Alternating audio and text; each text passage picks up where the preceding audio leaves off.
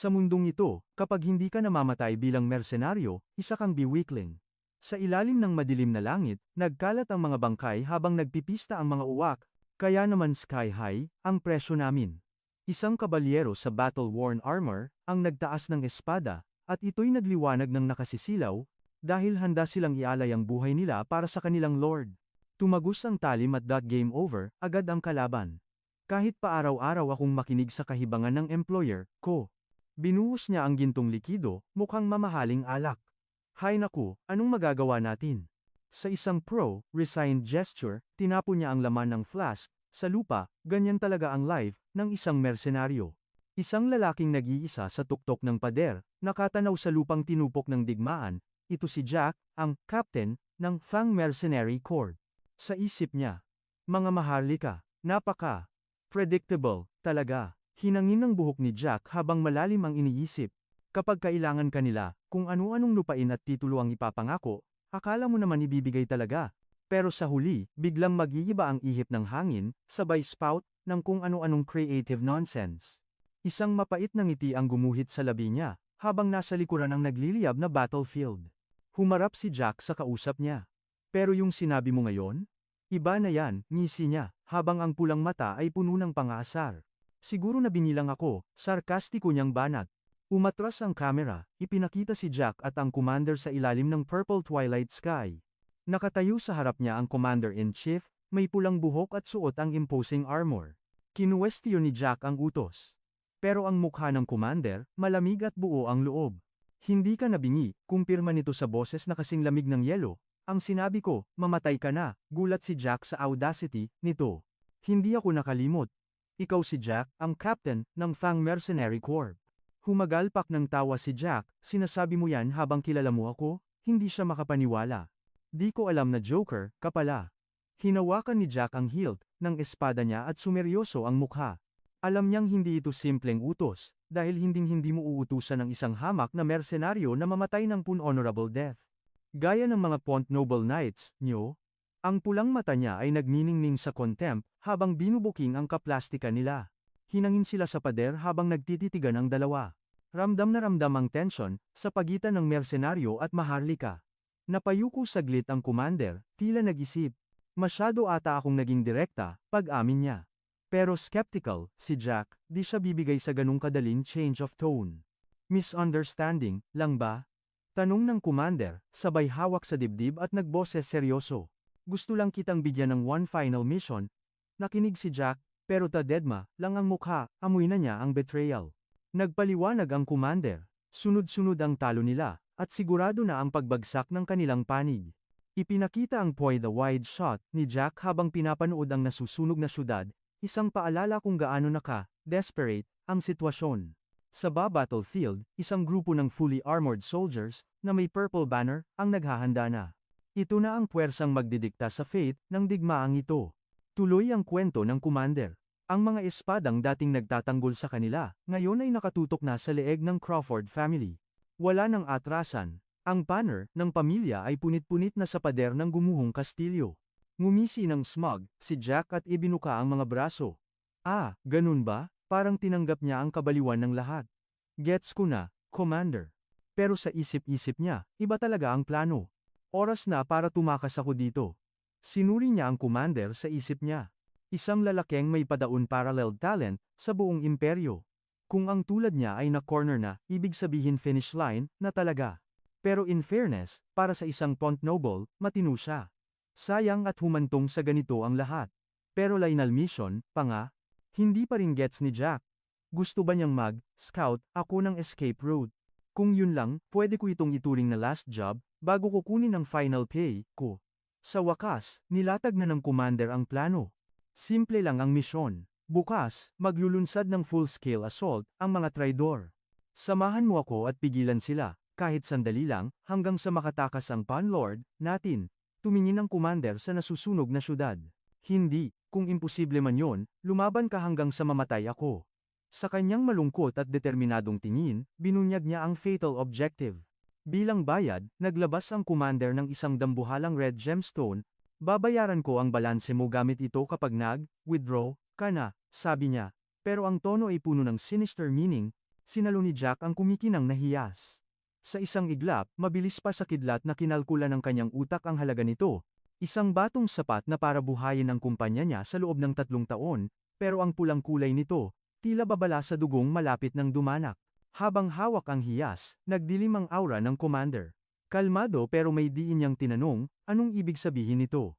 Sumabog na ang galit ni Jack, yan ang dapat na tinatanong ko sa'yo, sigaw niya. Porke ba lagi akong nakangiti, akala mo, gago na ko. Gusto mo kaming gawing pain? Mga meat shield para sa plano nyo? Ipinakita ang likuran ni Jack at ng kanyang mga mersenaryo. Isang maliit na puwersa laban sa tiyak na kamatayan. Namimilipit sa galit ang mukha ni Jack. Kahit tulungan ka namin, sandali lang kaming tatagal. Itatapon mo kami parang basura para lang makatakas ang amo mo? Sige, sabihin na nating pumayag ako.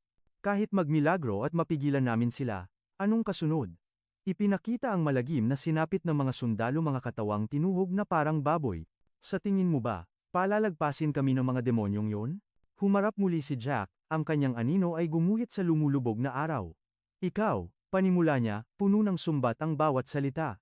Malamig na sumagot ang commander. Kayo ay mga mersenaryo, hindi mararangal na kabalyero, at alam yan ng kalaban. Kapag ako ang namatay, babagsak ang hukbo.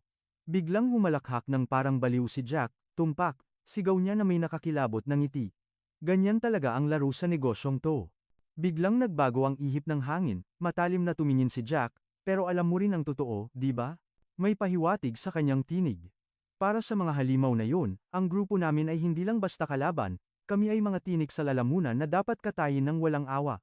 Nag-iba ang eksena. Sa isang madilim na gubat na puno ng bangkay, isang patibong ang matagal nang naghihintay.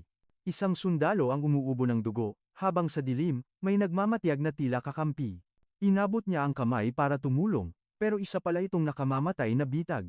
Ang sundalong lumapit ay hindi kasangga. Isa siya sa mga mersenaryo ni Jack na nagbabalat kayo. Mabilis pa sa kidlat. Idiniin niya ang kawawang knight sa puno at ibinaon ng patalim sa likod nito. Nanlaki ang mga mata niya sa gulat at sakit. Bumagsak ang katawan ng knight. Yun ang hudyat ng impyerno. Nagsimula na ang madugong pananambang. Isa-isang inilampaso ang mga knight na walang kamalay-malay sa talim ng mga nagpapanggap na mersenaryo. Sa gitna ng lagim, napagtanto ng isang knight ang katotohanan. Ha! Isang patibong! Sumigaw si Jack mula sa dilim, ang kanyang mga mata ay parang baga na nagliliyab. Hindi kami kakampi. Kami ang Fang Mercenaries. Huling hiyaw na lang ang narinig bago natahimik ang lahat. Ang commander ng kalaban, halos sumabog sa galit, mga hayop kayo. Nagawa niyong magsuot ng balat ng mga patay naming kasama, nanginginig siya sa puot. Wala kayong alam sa dangal. Ang dangal ay para sa mga aso. Bago pa siya makatapos, isang humahagibis na espada ang pumugot sa kanyang ulo. Bumagsak ang pugot na ulo sa lupa. Isang mapurol na tunog na tumapos sa madugong labanan. Nakatayo si Jack, balot ng dugo ang helmet, pinagmamasdan ang lahat ng may nakakakilabot na katahimikan. Balik sa kasalukuyan, nasa paanan nila ang pulang hiyas. Paliwanag ni Jack, ilang ulo na ng commander ang nakuha ko. Intindihin mo, yan ang tanging paraan kaya kami humihinga hanggang ngayon. Lumapit si Jack nang may mapang-asar ng ngiti. Sa ngayon, mas gigil ang mga gagong yun na paghiwa-hiwalayin ang katawan namin kaysa habulin ang amo mo. Napatiimbagang ang commander, yumanig ang mundo niya sa revelasyon ni Jack. Kinutya ni Jack ang pagka-inosente ng kanyang plano. Huwag mong sabihin, umasa ka talagang makukuha namin ang atensyon nila ng ganun-ganun lang. Binalik ng commander ang kanyang tindig at malamig na nagbabala, mabuti pang ituon mo ang atensyon mo sa misyon. Kung hindi, wala akong magagawa kundi patayin ka at agawin ang pamumuno sa inyo. Humanda siya sa pag-atake. Sa isang iglap, sinugod niya si Jack at pinalipad ito hanggang sa bumangga ng malakas sa pader ng kuta. Dugo ang nakahandusay, tiningnan ni Jack ang commander ng may halong puot at dismaya. Akala ko pa naman, iba ka sa ibang mga maharlika. Isa ka rin palang basura. Mula sa kabila, nag-alay ng paumanhin ang commander. Patawad, at sinsero ako dyan. Pero hinawakan ni Jack ang kanyang espada, hindi mo na kailangang humingi ng tawad. Sa katunayan, mas mabuti pa nga to. Kahit na ialay ko ang ulo ng isang hayop na tulad mo sa mga demonyong yun, hinding-hindi ako magsisisi. Nabasa ng commander ang galaw niya, balak mo bang ialay ang ulo ko sa mga traidor para isalba ang buhay mo? Sinagot niya ang sarili, oo. Gustuhin ko mang isuko ka at tumakas, sigurado akong may ginawa ka ng paraan para pigilan kami. Kuminang ang kanyang mga mata, humahanga sa pagiging tuso ni Jack. Kung ganoon, bilang commander, gagampanan ko ang tungkulin ko hanggang sa huling hininga. Masisiyahan na ang mga rebelde sa ulo ng dalawang commander, at kapalit nun, patatawarin nila ang mga tauhan ko. Natigilan si Jack, di dalawa, ang tanging nasambit niya sa gulat. Huwag mong sabihin. Para iligtas ang mga bataan mo, pati sarili mong ulo ay handa mong itaya. Sa loob ng kahon, tumambad ang pugot na ulo ng commander. Ubos na ang mga tauhan ni Jack sa gubat, ang mga mata ng kalaban, biglang napuno ng lungkot at lumbay. Yung mga taong yon. Bulong niya, tinutukoy ang kanyang mga sundalo, hinila ko lang sila sa impyernong ito. Nangako ako, ipakikita ko sana sa kanila na kahit ang langit, kayang abutin. Kahit galing ka sa putikan. May kinang ng respeto sa kanyang mga mata, nagtiwala sila sa akin, at sinundan nila ako hanggang sa dulo ng mundo. Kaya dapat ko ring pasanin ang bigat na to. Si Jack, hawak ang kanyang espada sa harap ng mga anino ng nakaraan, damang-dama ang bigat ng bawat salita. Dahil ako ang leader nila. Ang commander, nang marinig ang alingaw-ngaw ng sarili niyang prinsipyo kay Jack, ay natigilan. Hindi siya makapaniwala, pareho pala sila ng ipinaglalaban. Isang mapait na tawa ang kumawala kay Jack. Ha? Oo nga no, pareho silang nakatali sa leeg ng katapatan sa kanilang mga tauhan. Yan ang marka ng tunay na pinuno, isip ng commander, habang nakatingin sa pader kung saan magwawakas ang lahat. Sayang, sambit ng commander, takip ang bibig gamit ang bakal na guwantes, kung hindi lang dahil kay Crawford. Puno ng pagsisisi ang kanyang mukha nang banggitin ang huling hiling. Sana, ikaw na lang ang naging Panginoon ko. Pero tungkulin ang nauna, sumugod ang commander, handa nang ibigay ang huling hatol ng kamatayan. Si Jack, natadtad na ng sugat, ay napasigaw na lang sa galit at sakit nang tumama ang espada.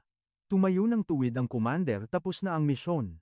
Habang nakahandusay si Jack, ang kanyang luntiang mga mata ay naningkit sa halo ng tapang at lungkot. Ginawa lang niya ang kailangan. Ang huling pakiusap ay umalingaw-ngaw sa hangin. Huwag mo akong mapapatawad, Jack. Isang kislap, at nagdilim ang lahat. Habang nauubos ang hininga, naisip ni Jack, alam kong ganito ang mangyayari, pero di ko inakalang ganito kalayo ang agwat namin. Tumalsik ang katawan niya paatras dahil sa lakas ng huling tira ng commander. Sa kanyang pagbagsak, sinisi niya ang tadhana. Ang bagay na tinatawag nilang talento, mukhang hanggang dito na lang ako. Isang huling ngiti ang gumuhit sa labi ni Jack. Sinabihan ko silang tumakbo agad kapag di ako bumalik, kaya pwede na akong mamatay ng payapa. Tumulo ang dugo sa malamig na sahig, hudyat ng katapusan ng kanyang kwento. Matagal ko naman nang tanggap ang ganitong ending. Pero, may isa lang akong tanong. Nilamon ng dilim ang kanyang diwa, paligid ay tila mga patak ng dugo at alaala, kung nabigyan lang sana ako ng parehong oportunidad gaya mo. Sa kadiliman, may boses na nagmamakaawa. Young Master. Parang awa nyo na, dahan-dahang dumilat ang mga mata ni Jack. Isang nakakasilaw na liwanag ang bumungad, gising na po, sigaw ng boses. Isang binatilyo ang nakahiga sa malambot na kama habang may nakadungaw sa kanya. Si Jack, na nasa katawan na ng isang blondeng totoy, ay lito-litong tumingin sa paligid. Sino ka? Mahina niyang tanong. Itinaas niya ang maputla at makinis na kamay na may lace kamay na hinding-hindi kanya. Bigla na lang, sinampal siya ng alalay, gumising na kayo, sigaw nito, mukhang desperado na. Nanlaki ang mga mata ni Jack sa gulat. Ramdam niya ang anghang sa pisngi. Anong nangyayari? Isip niya, sabog ang utak. Sinampal lang ako ng walang dahilan? Walang yato ah. Uminit ang ulo ng mercenary niyang dugo, pero natigilan siya sa iyak ng alalay. Nagmamakaawa ang lalaking may orange na buhok. Magpagaling kayo, isinigaw ng alalay ang pangalang magpapabago ng lahat. Young Master Lucian. Napabangon si Jack, ang utak mersenaryo niya ay nawawala sa garbo ng kwarto at sa pangalang hindi kanya. Ang mga mata niyang kulay ginto ay nanlaki sa gulat, blanko ang isip. Hindi ito ang katawan niya, hindi ito ang pangalan niya. Bumaliktad na ang mundo niya. Nagising si Lucian sa marangyang kama, hilo, at lito. Sa tabi niya, hagulgol ng hagulgol ang alalay. Isa lang ang tumatakbo sa isip niya. Sa sobrang panik, tinitigan niya ang kanyang mga palad. May mali. Maling-mali. Naalala niya ang mga kamay niya noon magaspang, tadtad ng peklat, at kalyado sa hawak ng espada. Nasaan na yon? Tiningnan niya ang mga kamay ngayon, makinis, malambot, pangmayaman, mga kamay na kailanmay di niya naranasan. Nang bumangon siya, litong-lito pa rin, kumapit sa kumot ang red-haired na alalay at humagulgol na parang bata. Walang naintindihan si Lucian. Sino ba ang mokong na to? Kanina lang, halos patayin siya nito sa sampal, tapos ngayon iiyak-iyak? Sa sobrang shock, napahiga ulit si Lucian sa kama, suko na ang utak. Nang makitang gumalaw siya, lalong umiyak sa tuwa ang alalay. Buhay daw ang young master. Akala niya patay na si Lucien, halos tumigil ang puso niya. Kaya naman lumuhod agad ang kanyang personal attendant. Bulong nito, kung may nangyari daw sa kanya, hindi lang yun problema, kundi katapusan ng buong pamilya. Napakunot noon na lang si Lucien. Wala siyang kaalam-alam kung anong kalokohan ang pinagsasabi nito. Young master, personal attendant, at isang marangyang silid. Wala ni isa sa mga salitang ito ang tumutugma sa malupit na mundong kinalakihan niya. Dahil higit sa lahat, alam niya ang katotohanan na matay na siya sa madugong battlefield na yon, isang brutal na kamatayan na walang sinuman ang makakaligtas. Dahan-dahan niyang kinapa ang kanyang leeg. Buo ito at walang galos pa anong nakakabit pa ang ulo niya gayong siguradong pinugutan na siya. Isang nakabibinging katahimikan ang bumalot sa kwarto habang pilit na inaunawa ni Lucien ang imposible niyang sitwasyon sa harap ng lalaking nakaluhod sa kanya. Sa ilalim ng seryoso niyang tingin, pinagtagpi-tagpi niya ang mga pangyayari, lahat ng ebidensya ay tumuturo sa iisang nakakagimbal na conclusion. Sa sandaling ito, napunta ang kaluluwa niya sa katawan ng ibang tao. Agad siyang bumangon mula sa kama, bitbit ang isang matinding desisyon. Isang mapaglarong ngiti ang gumuhit sa kanyang labi nang ma-realize ang golden opportunity na ito. Pagtingin niya sa salamin, tumambad sa kanya ang isang mukhang sobrang gwapo at makalaglag pa nga. Sinuri niya ang kanyang kabuuan mula ulo hanggang paa sa harap ng isang magarbong salamin, habang tahimik at kinakabahan na nagmamasid si Hans sa gilid.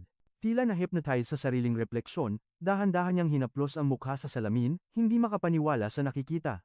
Isang tingin lang, obvious na ang eleganteng katawang ito ay pagmamay-ari ng isang dugong bughaw at hindi lang basta noble kundi galing sa pamilyang lumalangoy sa yaman. Base sa karangyaang nakapaligid sa kanya, hinarap ni Lucian si Hans. Priority number 1, kailangan niya ng impormasyon.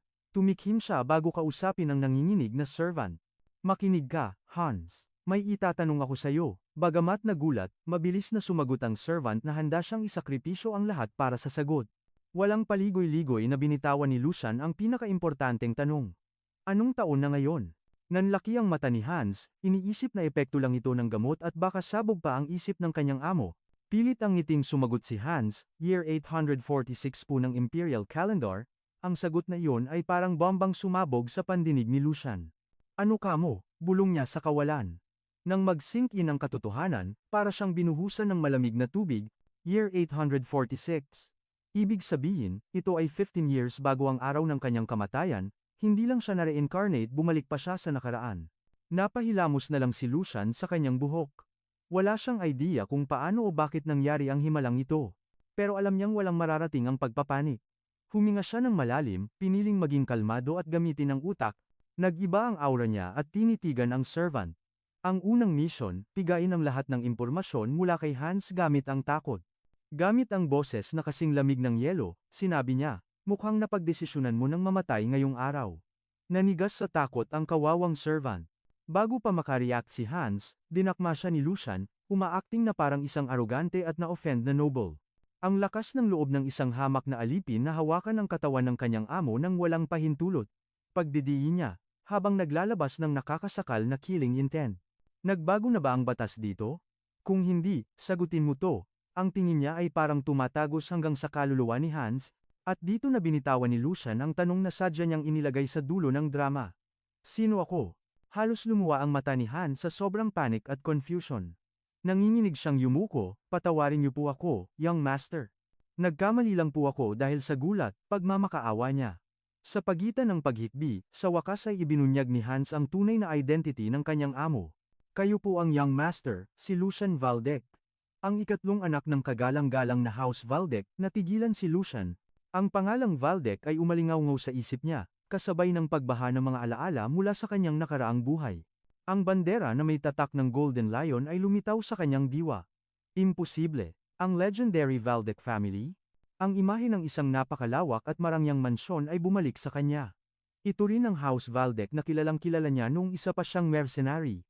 Ang sagisag ng House Valdec, isa sa pinakamakapangyarihang pamilya sa buong imperyo, ay malinaw na kumikislap sa kanyang alaala. Naalala niya ang kanilang impluwensya, isang pamilyang haligi ng imperyo, kanang kamay ng emperor, at may kapangyarihang kayang tapatan kahit ang imperial family mismo. Kabisado ni Lucien ang bawat sulok at bahaho ng pamilyang ito. Dahil 15 years ago, nagtrabaho siya bilang guwardidya ng House Valdec sa loob ng mahabang panahon, napakalupit nga naman ng tadhana. Namatay siya sa gyera, tapos nagising sa dati niyang pinagtatrabahuhan, sampal sa mukha ang realidad na ito. Hindi lang siya na-reincarnate sa pamilyang pinagsilbihan niya, naging siya pa ang third son, isang mapaklang ngiti ang sumilay sa kanyang mukha. Ha, sobrang katawa-tawa naman ito, bulong niya sa sarili. Bumalik ang pait ng nakaraan, mababang uri, nilalait, at tinatapunan ng barya ng mga noble na parang isang asong gala. Naranasan niya ang impyerno, naglalakad na duguan at nag-iisa sa gitna ng sementeryo na puno ng mga bangkay ng kanyang mga kasamahan. At ngayon, matapos ang lahat ng pagdurusa, binigyan siya ng ganitong klaseng oportunidad? Ang tanong ay umaalingaw-ngaw na may halong pait at tuwa. Palagi niyang iniisip noon, gaano kaya katayog ang mararating niya kung nabigyan lang siya ng parehong pribilehiyo ng mga mayayaman? Ngayon, mukhang hinahamon siya ng tadhana na patunayan ng sarili, ang imahe ng luma at api niyang pagkatao ay nabasag na, at kasama nitong nawasak ang kadena ng kanyang nakaraan. Tinanggap niya ang bagong realidad ng may bakal na determinasyon at gumawa ng sumpa sa langit, "Puwes, sige.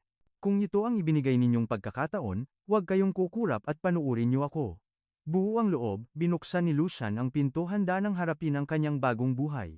Humakbang siya sa liwanag ng araw sa balcony, ito na ang simula ng kanyang second life, ang grand entrance ng kanyang bagong kapalaran. Isang mapanganib na ngiti ang gumuhit sa kanyang labi. Humanda kayong lahat, panuurin niyo kung paano ko aabutin ang tuktok ng mundong ito. Bumukas ang Blio, sa buong Baldec Estate. Diyos ko, hindi lang ito mansyon, isa itong dambuhalang palasyo na lalamon sa anumang nakita niya noon. Balot na siya ngayon sa top outfit, ng isang true noble. Naglakad siya sa hallway na ginto ang dating, kasunod ang alalay niyang si Hans. Napaisip siya, iba talaga ang level, ng mga Valdec. Nakakalula ang yaman ng pamilyang ito.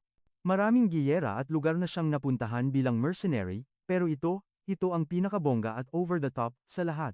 Habang tinititigan ang mga servants, alam niyang wala siyang choice, kailangan niyang i-master ang mundong ito, at kailangan niyang bilisan. Pero, umandar ang kanyang killer instincts. May mali sa hangin. Mula paglabas niya, lahat ng mata ay nakapako sa kanya, mga tinging puno ng bulungan at hinala. Si Young Master Lucian ba talaga, yan?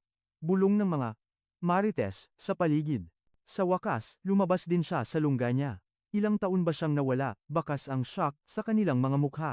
Ramdam ni Lucian ang bigat ng mga matang sumusunod sa kanya mula sa dilim, binalingan niya si Hans, imagination ko lang ba, o talagang weird, ang vibes dito. Agad na sumagot si Hans, natural lang po yan, Young Master. Kasi naman, nagkulong kayo ng mahigit 1 taon at 2 buwan. At sa isip niya, lumabas ang madilim na imahe ng dating Lucian. Isang Lucian na nakahandusay sa madilim na kwarto, naliligo sa sariling dugo, hindi niya gets ang logic. Bakit magkukulong ang isang anak ng Duke? Nasa kanya na ang lahat, ba't nag-ala-emo siya ng ganito? Kahit hindi niya gets ang takbo ng utak ng mga Bonobles, alam niyang imposible dapat mangyari to. Lalo na sa pamilyang ganito ka, strict. Ang tatay niya ay si Archduke Sigmund, ang halimaw na nagprotekta sa imperyo gamit ang bakal na kamay. Sigurado si Lucian sa isang bagay. Hindi hahayaan ng isang Archduke na mabulok lang ang anak niya sa isang sulok. Isang tingin lang ng ama, dapat game over, na ang pagmumukmok niya. Kaya naman, isa lang ang logical conclusion niya. Posibleng sobrang pasaway si Lucian kaya muntik ng disown, o di kaya, may mas malalim na dahilan kung bakit nagbubulag-bulagan ang Archduke. Hanggat di niya alam ang totoo, kailangan niyang iwasan ang boss battle, laban sa ama niya. Kaso, bad trip, may biglang humarang sa daan. Isang matanda ang lumitaw. Ang boses niya, kalmado pero tumatagos. Mukhang totoo nga ang balita, magaling na kayo. Napainto sina Hans at Lucian. Panic mode. Ang chief butler, may pamatay na ngiti ang ubanin na lalaki. Isang malaking karangalan na makita kayong muli pagkalipas ng 1 taon. Young Master Lucian, hindi na po ba kayo nahihirapang kumilos? Agad na nascan ni Lucian ang identity ng lalaking ito. Habang si Hans ay nanginginig sa takot sa tabi niya, lumabas ang profile ng bagong character, Chief Butler Edwin. Dati siyang hostage, mula sa kalabang pamilya, pero dahil sa God tier skills niya, siya na ngayon ang nagpapatakbo ng buong mansyon. Pero ang pinakamalupit na sekreto tungkol kay Edwin ay ito. Sa likod ng maamong ngiti at berdeng mata, siya ang right-hand man ni Archduke Sigmund. Napamura na lang si Lucian sa isip niya. Anak ng malas naman critical situation, ito. Siya pa talaga ang nakasalubong, ang taong huling-huli niyang gustong makita. Matalas si Edwin. Isang maling galaw lang, mabubuking niyang galaw kalye si Lucian at hindi totoong Bond noble. Kailangan mag-isip ng mabilis.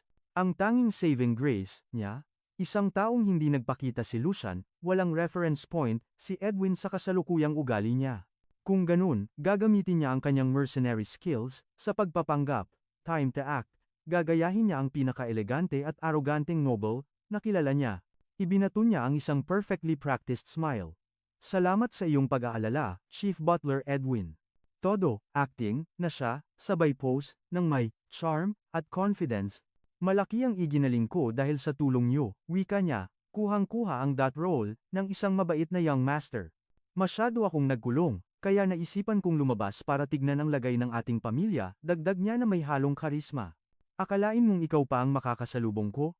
Mukhang blessed, ako ng mga Diyos ngayon ah. Mautak niyang ibinalik ang bola kay Edwin. Umaasa akong maayos ang lagay ng pamilya. Saglit na natahimik si Edwin, ang kanyang mga mata, tila X-ray, na sinusuri ang pagkatao ni Lucian. Maya-maya, sumagot si Edwin ng may galang. Opo, young master. Ang House Valdec ay matatag gaya ng dati. At relieved, ako na makita kayong nasa maayos na kalagayan. Napatawa ng lihim si Lucian.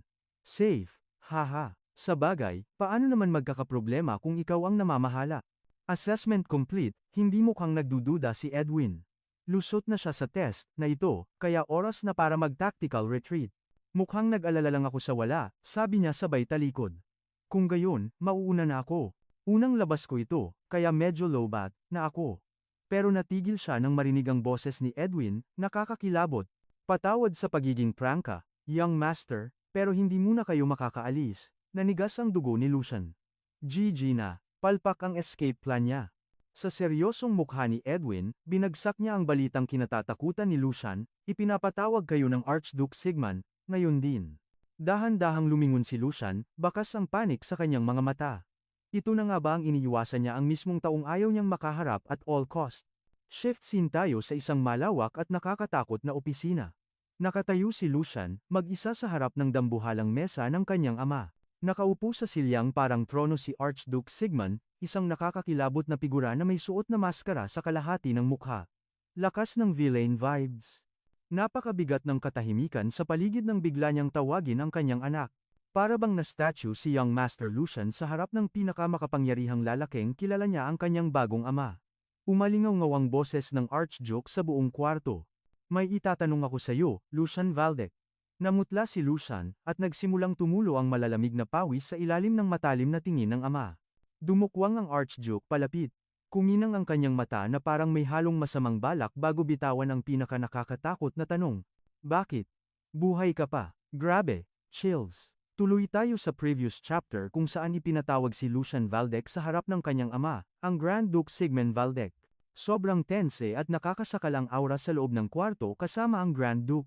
Nakaupo siya na parang boss habang nakatitig sa anak niyang si Lucian or rather, si Jack na nasa katawan ni Lucian na mukhang sungak at litong-lito sa nangyayari. Naglakas loob magtanong si Lucian kung ano ang ibig sabihin ng mga katagang yon. Hindi magets ng MC natin ang hostility. Pero malamig na sumagot si Grand Duke Sigmund, pinararating na ubos na ang pasensya niya at hindi na niya palalam.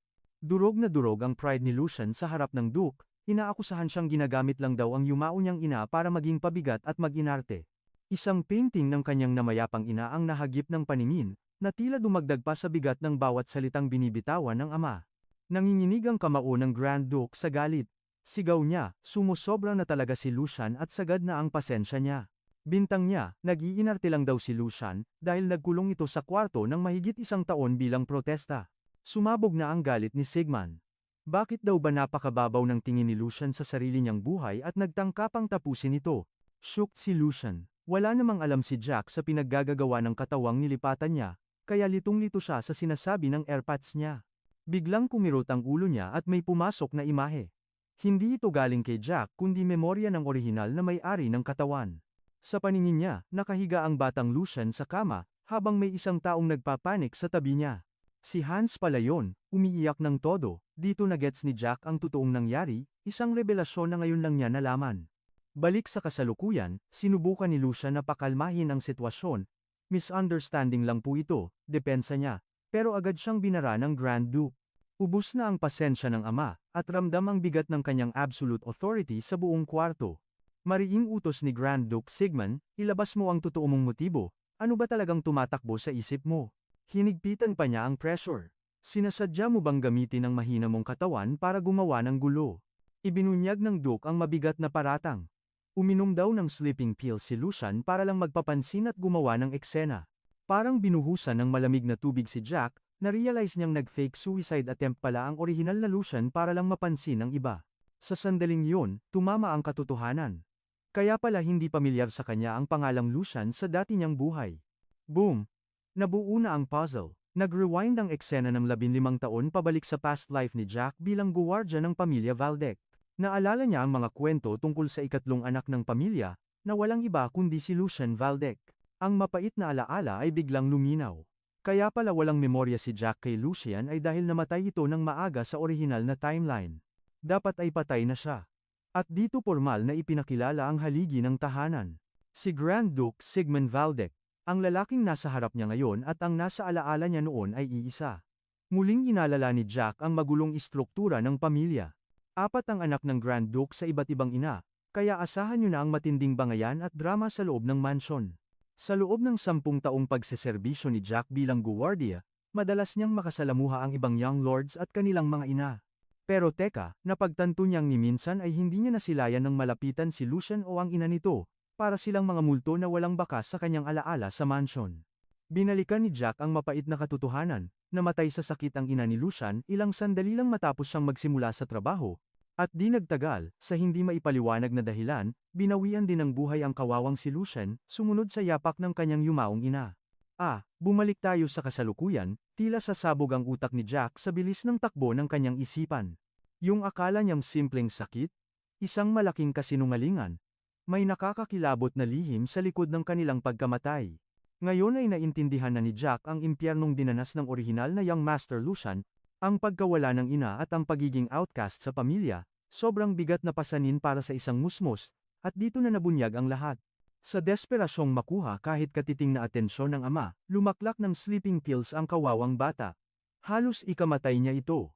Hindi ito tangkang pagpapakamatay, kundi isang piping sigaw para sa tulong na nauwi sa isang malagim na trahedya. Habang patuloy na bumubulong ang isipan ni Jack, unti-unting lumilinaw ang madilim na katotohanan. Sa loob ng isang taong pagmumukmok, bumigay ang mahinang katawan ng orihinal na Lucian sa drogang ininom niya para lang mapansin. Ang resulta, isang nakakagimbal na aksidente. Doon na tuluyang nalagutan ng hininga ang kawawang si Lucian, isang tahimik na katapusan sa kanyang desperadong pagsamo. Sa pagkabunyag ng sekretong ito, napagtanto ni Jack kung gaano kakomplikado ang gulo na pinasok niya. Naisip niya na ang matinding hagupit ng salita ng Grand Duke, kahit pa sa anak na 1 taon niyang hindi nakita, ay tila may katuturan na ngayon. Sa pananaw ng Duke, natural lang na mag-alab siya sa galit. Biruin mo ba naman, pinaglaruan ng anak niya ang sariling buhay at dinala ang ama sa bingit ng kawalan. Napagtanto ni Jack na kahit ano pa ang kanyang titulo, si Sigmund ay isa pa ring ama na muntik nang mawalan ng anak. Siguradong nagpupuyos ang kalooban niya ngayon. Pero teka, naging matigas si Jack, hindi ito ang oras para mag-imo o maawa sa nararamdaman ng iba. Buhay ko mismo ang nakataya dito.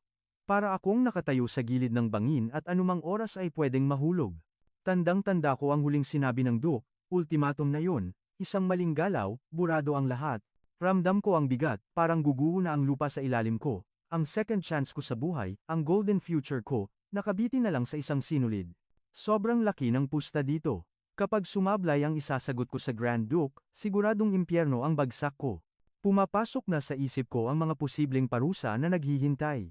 Pwede akong ipatapon sa malayong monasteryo, piliting talikuran ng mundo, o mas malala, itapon sa north para kalabanin ang yelo at mga halimaw hanggang sa mamatay ako sa hirap. Hinding-hindi ako papayag. Pinaghirapan ko ang bagong buhay na to.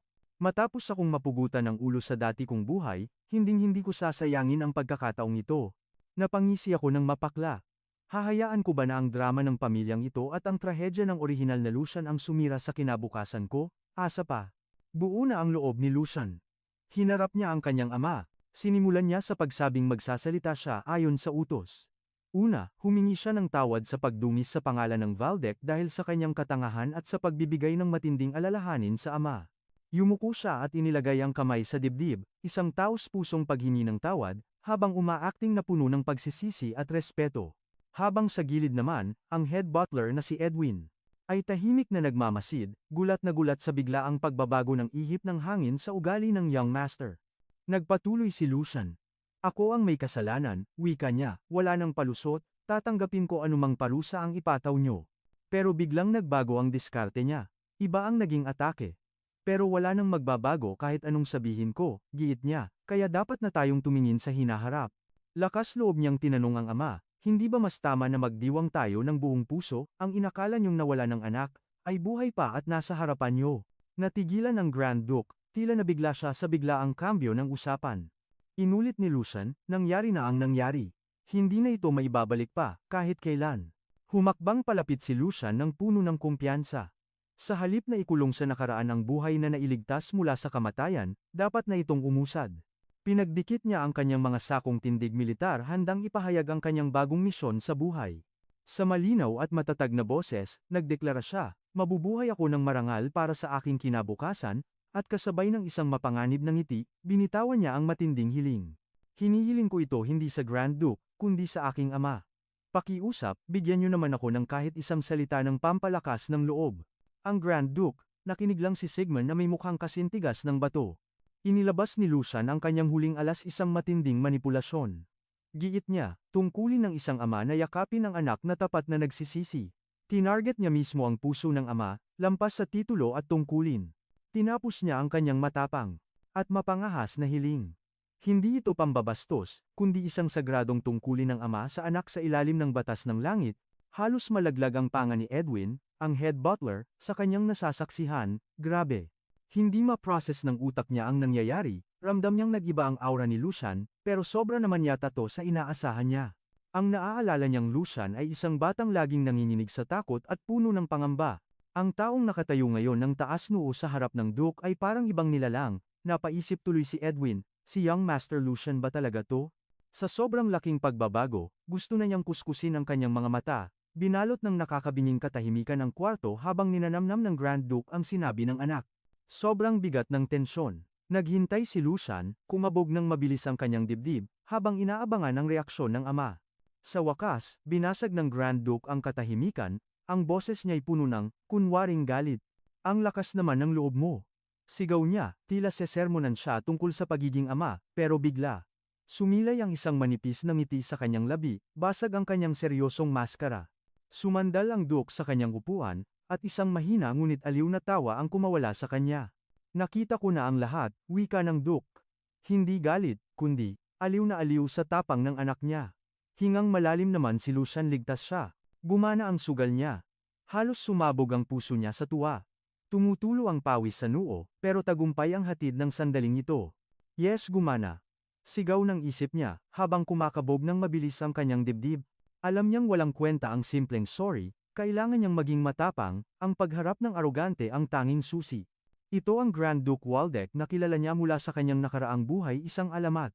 Mas gusto nito ang asong marunong mangagat kaysa sa dagang nanginginig sa takot, sinadya niyang angasan ng ama para makuha ang respeto nito. Komento ng Duke, mukhang kumapal ang mukha mo mula nang mabuhay ka ulit. Halo-halong puri at insulto sa pagbabago ni Lucian. Sige, pagpayag ng Duke. Tanggap na niya ang hamon. Dahil nabanggit mo ang salitang sipag, tatanungin kita ng diretso, mariin niyang tanong, Lucian Waldeck, anong balak mong gawin ngayon? Sagot ng binata, una sa lahat, aayusin niya ang wasak niyang katawan. Isang alaala mula sa nakaraan ang biglang dumaan sa kanyang isipan, flashback. Ang dati niyang sarili isang halimaw na mercenary sa rurok ng lakas. Ramdam niya ang bigat ng espada, ang kapangyarihang dumadaloy sa kamay. Yun ang target niya. Ang imahe ng dating mandirigma ay malayong-malayo sa lampa niyang katawan ngayon, pero lalo lang nag-alab ang kanyang dugo. Balik sa realidad, buong tapang niyang dineklara, mag-aaral ako ng espada. Nagulat ang Duke. Espada? Ikaw? Hindi siya makapaniwala sa narinig. Opo, kumpirma ni Lucian. Aayusin daw muna niya ang katawan niyang parang papel, kain, tulog, aayos din to, dagdag niya na parang wala lang. Nanahimik ang Duke, tinititigan siya, tila binabasa ang kanyang kaluluwa. Sa wakas, ngumiti ang ama. Magaling kang magsalita, pag-amin nito, panalo si Lucian sa round na ito. Pero hindi pa tapos. Susubukin ng Duke kung hanggang salita lang ba siya o may ibubuga talaga ang bagong Lucian. Baling sa mayordomo, butler, ibigay mo sa kanya yon. Isang misteryosong utos. Napangiti si Edwin sa isip niya. Alam niyang mas kailangan ito ng young master kaysa sa mga mabulaklak na salita. Si Lucian naman, litong-lito. Blanko ang mukha at nagtataka. Pinagpapawisan na naman siya habang nag-iisip. Yumuko si Edwin, masusunod, my lord. Aayusin ko agad. Pagbalik sa kwarto, gulong-gulo pa rin ang isip ni Lucian, ano ba yon? Ano ba yung ibibigay? Tanong niya sa kawalan. Maya-maya lang, nandyan na ang sagot. Dalawang alalay ang hirap na hirap buhatin ang isang higanteng baul. Sobrang bigat nito na halos di nila maipasok sa kwarto. Pagbukas ng takip, boom, nakakasilaw na kayamanan ang tumambad, puno ng ginto, alahas, at kwintas. Halos lumuwa ang mata ni Lucian at ni Hans sa sobrang yaman na nasa harap nila. Ha, kalokohan to, bulong ni Lucian. Hindi niya ma-process ang nakikita, sobra-sobra to. Tumingin siya sa bintana, tanaw ang syudad. Ang realization, ito ay simpleng monthly allowance lang. Iba talaga ang yaman ng high noble. Dumakot siya ng ginto. Grabe, pang isang buwan lang to. Marami siyang magagawa dito. Isang mapanganib na ngiti ang gumuhit sa labi niya. Sa dami ng perang to, magagawa niya ang ambisyosong plano. Sulit subukan.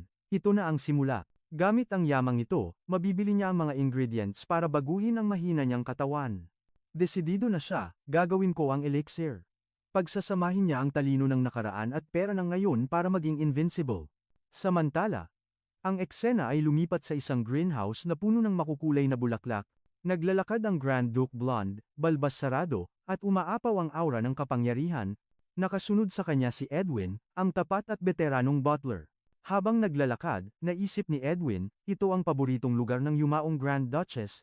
Matagal nang hindi bumibisita ang Duke dito, kaya alam ni Edwin, may malalim na dahilan ang pagpunta niya ngayon. Ang dahilan, walang iba kundi ang biglaang pagbabago ng anak niyang si Lucian. Kahit na wala ang pabor ng ama, anak pa rin siya ng babaeng minahal ng Duke ng lubusan, hindi niya ito matitiis. Tuloy-tuloy ang lakad ng Duke. Mabigat ang bawat hakbang, puno ng awtoridad. Malalim ang iniisip niya. Hindi lang basta emote, kritikal ang tumatakbo sa utak niya. Naalala niya ang dating ugali ni Lucian. Nakakaawa, yun ang totoo noon, pero ngayon, iba na. Bumabalik sa alaala ng Duke ang dating Lucian, isang batang nanginginig na parang basang sisiw, laging takot sa sariling anino, at iiyak na parang tuta sa konting taas lang ng boses. Basag ni Edwin sa katahimikan na may halong respeto. My lord, alam kong mabigat ang loob niyo, pero iba ang tabas ng dila ni Lucian sa kanyang ina. Mukha lang ang namana niya, pero ang ugali? Ibang-iba. Nanlaki ang mata ni Edwin sa biglang pagbago ng ihip ng hangin sa isip ng Duke. Sa unang pagkakataon sa araw na yon, sumilay ang manipis na ngiti sa labi ng Grand Duke, aminado siya. Baka nga nagkamali siya ng husga sa kanyang anak sa simula pa lang. Sabi ng Duke kay Edwin, kita mo naman di ba? Tinitigan ako ng batang yun mata sa mata at prangkang sinabi ang nasa isip niya. Tumango si Edwin, opo, walang halong takot o pag-aalinlangan, purong tapang at kumpiyansa ang pinakita niya. Para kay Edwin, sadyang mabait at malalim lang talaga mag-isip si Young Master Lucian, hindi siya mahina, sadyang nag-iingat lang kumpara sa ibang mga Young Master. Kumbinsido siya na. Sa huli, nananalaytay pa rin kay Lucian ang dugo ng isang pinuno. Pero waepek ito sa Grand Duke, na nanatiling yelo ang pakikitungo. Malamig niyang sagot, malalaman natin yan. Ang mga pagsubok na haharapin ng bata ay hindi madadaan sa salita lang. Panahon na para subukan ang kanyang tunay na, mettle. Bakas ang pag-aalala sa mukha ni Edwin at sumingit sa malalim na iniisip ng kanyang lord. My lord, pero may aberya tayo. Napataas ang kilay ng Duke. Aberya? Anong meron? Paliwanag ni Edwin, kahit nabalik na ang Palawans, ni Young Master Lucian, may mga daga na nagpuslit ng impormasyon sa labas. At sino ang salarin? Lumipat ang eksena sa tunay na may pakana. Matapos ang investigasyon, walang iba kundi ang second Young Master, si Jordi Waldeck, sinusunog niya ang ebidensya habang nakangisi na parang demonyo. Report ni Edwin, sinibak ni Jordi ang headmaid, ni Lucian at pinalitan ng sarili niyang tauhan, malinaw na gusto niyang bantayan bawat galaw ng kapatid niya. Napapitik na lang ng dila ang Duke. Aminado siyang magaling si Jordi, pero masyadong makitid ang utak nito. Madilim ang mukha ng Duke.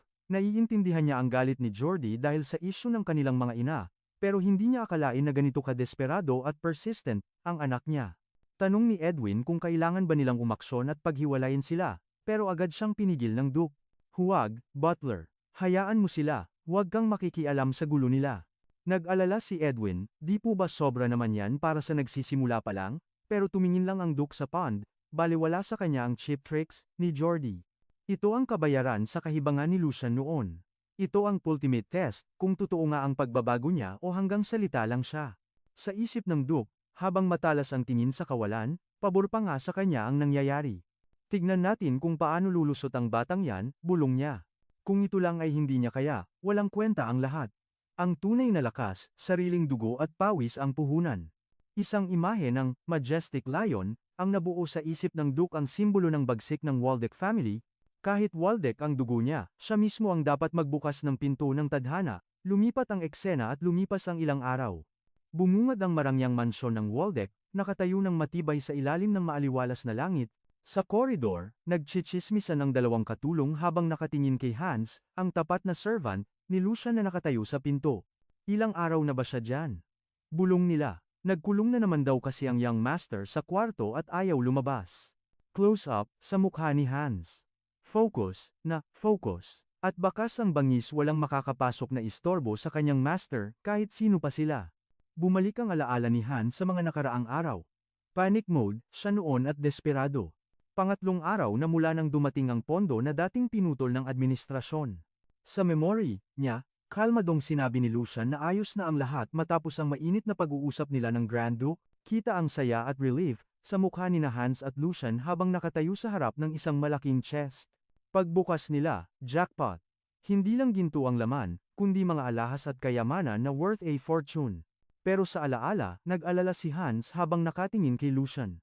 Alam niyang parang giyera ang tensyon sa pagitan ng mag-ama, kaya hindi naging madali ang usapan. Narealize ni Hans na matinding lakas ng loob ang hinugot ni Lucian para harapin ang kanyang ama ng ganon. Ramdam ang loyalty at pagmamahal ni Hans sa amo niya. Pinahid niya ang luha, sobrang proud at moved sa katotohanang handa ng bumangon ang kanyang master. Kahit masakit ang nakaraan, hawak ni Lucian ang ginto ng walang emosyon. Habang si Hans, emotional damage, pa rin sa likod dahil sa pagbabago ng amo niya.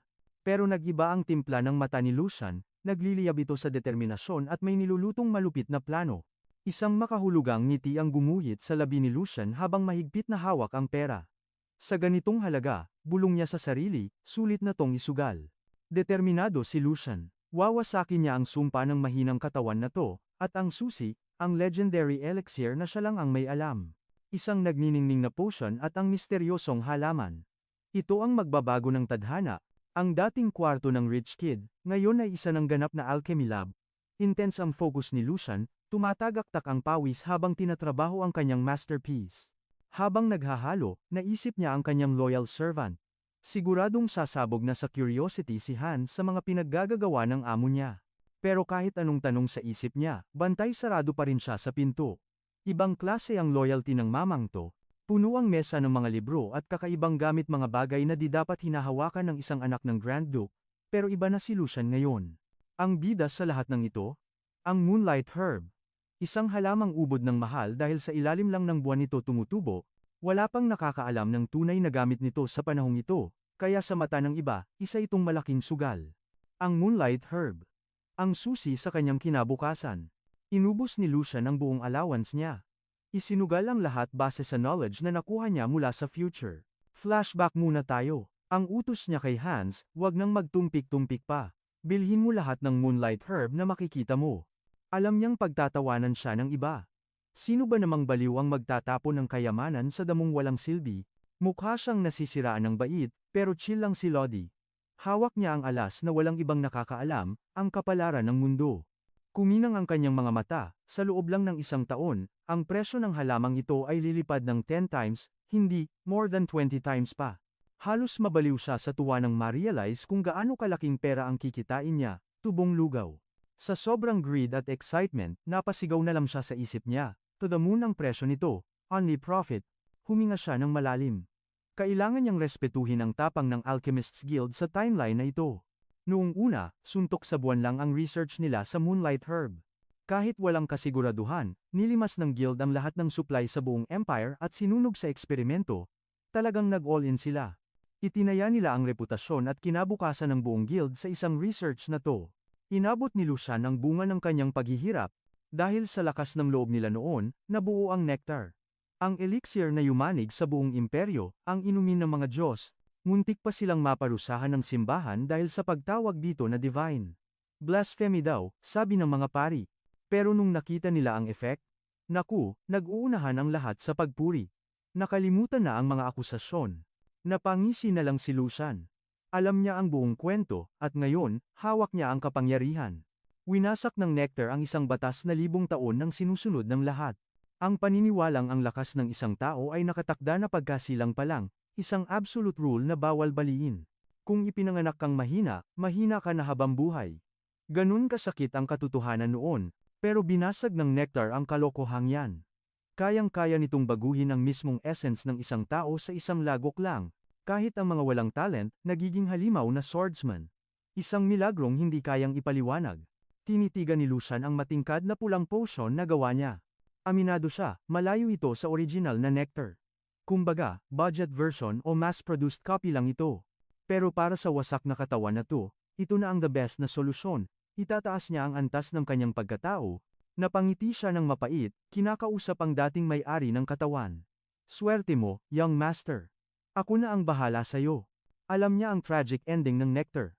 Nung nagkagulo sa Empire, ang Alchemists Guild ang unang pinuntirya. Masyado kasing dangerous ang recipe, kaya nitong baguhin ang balance ng kapangyarihan sa mundo. Kaya naman binura ito sa kasaysayan. Pero, nagliliyab ang mga mata ni Lucian, iba siya. Siya lang ang may alam. Gamit ang mga pira-pirasong clue mula sa future, nagawa niyang buuin ulit ang nawawalang formula. Hindi biro ang pinagdaanan niya sa past life. Maraming buhay ang nawala sa mga failed experiments noon, pero tama na ang drama. Tapos na ang madilim na kahapong yun. Walang atubili, ininom niya ang elixir. Boom! Agad na sumabog ang asul na enerhiya sa buong katawan niya. Ito na ang moment of truth. Umiikot ang puwersa sa loob niya, parang bagyong nagising. Ang unang hakbang para ang kininang kapangyarihan ng kalikasan. Nagising na ang vital force. Ang tinatawag nilang mana, ang tunay na sekreto ay kung paano ito padaluyin sa veins niya. Dito magkakaalaman, ang lakas na mailalabas niya ay nakadepende kung gaano ka-perfect ang kanyang mana circulation technique. Samantala, sinusuri na ng bagong Lucian ang kanyang kondisyon.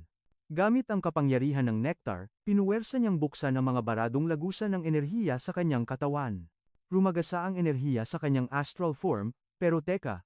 Nanlaki ang mga mata ni Lucian sa gulat at pagtataka. Ang inaasahan niyang matinding sakit at resistensya sa unang pagpasok ng mana, wala. As in, zero pain. Sa halip, dumaloy ang mana ng walang kahirap-hirap na parang tubig sa ilog. Ang lakas ng agos, tila ba dito talaga ito nararapat? Shocked si Lucian. Nag-iba ang timpla ng kanyang mata. Kahit kasi katawan ng bagong silang nasanggol, may impurities pa rin na humaharang sa sirkulasyon. Isang nakakabaliw na katotohanan ang unti-unting nabubuo sa kanyang isipan. Sa isang malupit na eksena, nakita niya ang sarili sa ilalim ng tubig, nakatinala. Huwag mong sabihin. Ang bigat ng revelasyon, humampas sa kanya. Isang dambuhalang celestial whale ang lumangoy sa itaas, simbolo ng walang hanggang potensyal na natuklasan niya. Siya yung tinatawag na tunay na henyo. Kasabay nito, sumikat ang araw na nagbabadya ng panibagong simula. Samantala sa loob ng mansyon, may isang taong hindi mapakali at kanina pa nag-aabang sa bintana. Si Hans, ang tapat na alalay. Pabalik-balik ang lakad, halos himatayin sa pag-aalala. Biglang, creak, bumukas ang pinto. Halos lumabas ang puso niya sa kaba. Pagbukas ng pinto, lumabas si Lucian na nakakatakot ang pagkakalmado. Wala naman sigurong nangyari habang naghihintay ka, di ba Hans? Tanong ni Lucian. Si Hans, naiiyak na tumakbo palapit. Young master. Alam niyo po ba kung gaano kayo katagal sa loob? Halo-halo ang emosyon niya habang humahagulgol. Hindi kayo sumasagot sa tawag ko. At ang higpit pa ng bilin niyo na bawal pumasok kahit anong mangyari. Takot ako na baka napahamak na kayo. Pag-amin niya sabay pahid ng luha, grabe ang stress ni Kuya Hans. Tinapik lang ni Lucian ang balikat ng alalay. Bumigay na si Hans sa iyak, pero si Lucian, wala man lang bakas ng guilt sa mukha. Sa halip, isang tusong ngiti ang gumuhit sa kanyang labi, zoom in sa mata matalim na parang sa pusa, ibang-iba na ang aura ng young master. Napaatras si Hans, kinilabutan sa kakaibang presensyang bumabalot sa amo niya. Young master? Nauutal niyang tanong, titig na titig si Hans. Siya naman talaga ang young master. Pero bakit ganito ang kutob ko? Parang ibang tao ang nasa harap ko? Ang veteranong mersenaryo sa loob ni Lucian, napangiti sa isip, matunog din tong si Hans, dahil siya ang laging kasama, natural lang na mahalata niya. Hindi nagkamali ang intuisyon ng alalay, hinawakan ni Lucian ang dibdib, kinilatis ang bago niyang vessel. Kailangan pa ng tamang kain at ehersisyo ng katawang lupa na to. Wala pang pagbabago sa labas, pero ang loob, ibang usapan na. Sa kaibuturan niya, nagliliwanag ang mana heart ng kulay turquoise. Pumipitik ito sa bagong gising na kapangyarihan. Ngiting tagumpay si Lucian. Alam niyang nagbabago ang kanyang core sa bilis na hindi ka pani-paniwala. Lahat ng ito dahil sa natural na konstitusyon ni Lucian. Isang potensyal na hindi nalaman ng orihinal na may-ari ng katawan. Sigurado ako, nag-aapoy ang determinasyon sa kanyang gintong mga mata, ang potensyal ng batang to. Kalebel ng mga alamat na bumago sa mundo. Sa kanyang paningin, nagmistulang higanteng chessboard ang mundo. At siya ang magmamando ng laro. Kapag tama ang diskarte ko, kayang-kaya kong lagpasan ang lakas ko noon bilang mersenaryo sa loob lang ng 1 taon, sabay halakhak ng nakakabahala. Buo na ang plano. Hinarap ni Lucian ng litong-litong alalay, Hans, ngayong naiisip ko, utang ko sa'yo ang oportunidad na to. Loading pa ang utak ni Hans, di magets ang sinasabi ng amo. Bago pa siya makasagot, hinawakan siya ng mahigpit ni Lucian. Dapat malinaw ang pabuya at parusa, deklarasyon niya na may matalim na tingin. Ito na ang utos na magbabago sa buhay ni Hans magpakailanman. Makinig kang mabuti, Hans. Isang beses ko lang to sasabihin. Sa mukhang tila nasisiraan ng bait, nag-utos siya, ipunin mo lahat ng meron ka, ibenta mo pati brief mo kung kailangan at isugal mo ang lahat sa akin. Garantisado ko sa'yo, smooth sailing tayo hanggang sa tuktok. Hahalakhak siya ng parang nasisiraan na ng bait, punong-puno ng kumpiyansa. Umaapaw ang aura niya. Sabay buka ng kanyang mga braso na parang artista sa entablado at sumigaw, sabay tayong aakyat sa langit, habang si Hans ay tulala at di makapaniwala. Sa isip ng mercenary, halos magdiwang siya sa tuwa. Hay naku, sana all, na lang talaga, Hans. Noong panahon ko, wala kaming amo na kasing lupit nito. Habang si Hans naman, di ma-process ang nangyayari at mukhang sasabog na ang utak sa litong-lito. Young Master, makalipas ang 1 linggo, lumipat ang eksena sa isang gubat na payapa, punong-puno ng buhay at liwanag. Naglalakad sina Lucian at Hans sa landas. Sa unang pagkakataon, naramdaman ni Lucian ang tunay na kapayapaan sa kanyang puso. Kampante siyang naglalakad habang nakapatong ang kamay sa likod ng ulo at sumisipol-sipol pa, samantalang si Hans ay nakasunod na puno ng pag-aalala. Grabe, ang sarap sa pakiramdam, bulong ng isip ni Lucian habang nakangiti. Hinayaan niyang maging ganito kadali ang buhay kahit sandali. Naalala niya ang mga nakaraang linggo, mga handaan na sunod-sunod, walang katapusang pagkain, at mga seremonyang nakakaumay. Literal na Don Life ang peg ng ating bida. Room service na dekalidad, at kama na mas malambot pa sa ulap ni hindi niya kailangang igalaw ang daliri niya. Brutal ang contrast nito sa dati niyang buhay, kung saan gutom at hirap ang agahan, tanghalian, at hapunan niya. Isang mapait na tawa na lang ang kumawala sa kanyang mga labi. Dahil sa luxury na ito, nakapag-focus siya sa recovery at sa wakas. Handa na niyang harapin ang multo ng kanyang nakaraan, nagbago ang timpla ng mukha niya, seryoso na ang laro. Ang existence ni Jack, ang hamak na guard ng Baldic family. Ang dating siya na parang unti-unti nang nabubura sa alaala. Nag-background check na siya. Ang sabi ng kapitan, walang taong ganun ang description. At yung shift na pinapasukan niya dati? Ibang stranger ang nandoon. Kumpirmado. Ang nakaraan niya ay parang bula na naglaho sa realidad na ito. Napapikit na lang si Lucian. Sa bagay, mas mabuti na to. Wala ring mapapala kung hahanapin pa niya ang sarili niya. Distraction lang yun sa mission niya. Isa pa, aaminin niya. Wala siyang lakas ng loob harapin ang cringe niyang nakaraan. Malamang mamatay lang siya sa hiya. Pero tama na ang drama. Bumalik ang angas ni Lucian at dumaloy ang kakaibang determination sa katawan niya. Ramdam ni Hans ang bigat ng atmosphere. Humarap si Lucian, at sa mga mata niya, nandoon ang apoy ng desisyon. Young Master Lucian. Nauutal na sambit ni Hans, bakas sa mukha ang matinding panik. Sigurado po ba kayo? Papasok talaga tayo dyan? Parang nagmamakaawang tanong niya habang nakatutok ang kamera sa nakakatakot na training grounds. Sabi niyo po dati, isinusumpa niyo ang lugar na yan at hinding-hindi na kayo tatapak dyan kahit kailan. Nagmamaang-maangan si Lucian. Sinabi ko ba yon? Sigaw naman ni Hans, opo. Sinabing-sinabi niyo. Nanginginig pa si Hans nang ipaalala niya, simula nung binugbog kayo ng second young master, nag-swear na kayo na never na babalik. Nagets agad ni Lucian ang sitwasyon. Kaya pala ganito maka-react si Hans. Required kasi ang swordsmanship sa mga anak ng Grand Duke, pero ginamit lang itong excuse ng demonyo niyang kapatid para gawin siyang punching bag. Sa flashback, kitang-kita ang kawawang itsura ng batang Lucian, duguan at nakahandusay sa lupa. Doon itinanim ng kapatid niya ang matinding trauma at takot sa karahasan. Perfect plan para hinding-hindi na siya magtangkang humawak ng espada, napaka-cruel, pero effective. Ngumiti lang si Lucian sa kanyang servant. Alam ko kung bakit ka nagkakaganyan, Hans. Pero chill ka lang, wala kang dapat ikatakot.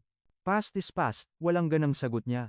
Lalo lang nalito at natakot si Hans nang makita ang malademonyong ngiti sa labi ng kanyang amo. Magtiwala ka lang sakin at sumunod. Buo ang loob niya. At sa wakas, pumasok na ang mag-amo sa higanting training hall. Sa loob, nagbubulungan na ang mga marites na guards. Seryoso ba yan? Totoo ba ang nakikita ko? Gulat na tanong ng isa. Oo pre. Ang third young master, nasa loob ng training hall. Narinig ito ni Hendrik, ang lalaking may bigote na parang kontrabida sa pelikula. Hinaplos niya ang bigote niya na may halong pandidiri. Ano na naman ang naisip ng lampang batang yan at nagawi dito? Imposibleng nakalimutan na niya ang nangyari, hindi pwedeng hindi siya na trauma. Pero biglang may pumasok na maitim na balak sa isip niya. Actually, mas paborto sakin. Agad niyang inutusan ang bataan niya. Ibalita mo agad sa kanya, utos niya habang nakangiting aso. Sisiguraduhin kong tustado na ang batang yan pagdating niya. Ang plano, gawing impyerno ang buhay ni Lucian, pero ang ating bida? Dedma, busy siya sa pag-admire sa ganda ng lugar. Mataas ang expectations niya, pero grabe, lagpas langit ang ganda ng facilities, unli supply ng weapons kahit maputol mo pa, at space na sobrang luwag kahit magtumbling ka pa habang nakikipagbakbakan. Para sa mercenary soul na nasa loob ni Lucian, di siya makapaniwalang pagmamayari lang ito ng iisang tao. Biglang tinamaan ng lungkot ang ating bida. Kung ganito lang sana ang training ground namin dati, baka mas marami sa mga tropa ko ang nakaligtas. Pero naputol ang senti niya sa tunog ng mga yabag. Si Hendrik pala, lumapit na may nakakabwisit ng ngiti. Aba, hindi pala ako namamalikmata. Ang third young master, nagbalik. Isang malaking himala. Muntik na kong di maniwala sa nakikita ko. Puno ng lason ang bawat salita ni Hendrik. Tandang-tanda ko pa kung paano ka tumakbo na parang duwag na aso pagkatapos ng lesson yun ni Lord Jordi. Isang taon na ang nakalipas, pero nanginginig pa rin si Hans. Habang si Hendrik, tuwang-tuwa na ipaalala kung paano kumaripas ng takbo si Lucian na parang takot na tupa. Binaling niya ang tingin sa kawawang servant. Kaya ba ganyan din ang itsura mo? Takot ka rin ba sa lugar na to? Tuloy-tuloy ang pang-aalipusta niya. Bakit daw nagdala ng alalay si Lucian sa sagradong hall ng mga mandirigma? Sa sobrang hiya, yumuko na lang si Hans. Matagal na panahon na po, ako po si Hendrik. Ipinapaabot ko ang aking pagbati. Pero si Lucian, chill lang. Nakatitig siya ng diretso, at may kislap ng panganib sa kanyang mga mata. Isang taon na ang nakalipas ng personal kitang turuan ng leksyon kasama ang second young master, naalala mo pa ba? Mapang-asar na tanong ni Hendrik habang ninanamnam ang memorya. Nag-flashback ang dating Lucian nanginginig sa takot, hawak ang isang kahoy na espada, at walang kalaban-laban. Ramdam na ramdam ang trauma. Tinakpan pa ni Hendrik ang kanyang bibig para pigilan ang isang demonyong tawa. Napakasarap na sandali noon, sabi niya, tuwang-tuwa sa paghihirap ng iba, pero imbes na takot ang makita niya, biglang lumiwanag ang mukha ni Lucian. Isang ngiting gutom at puno ng dilim. Ang mga mata ni Lucian ay kuminang na parang isang predator na nakakita ng prey.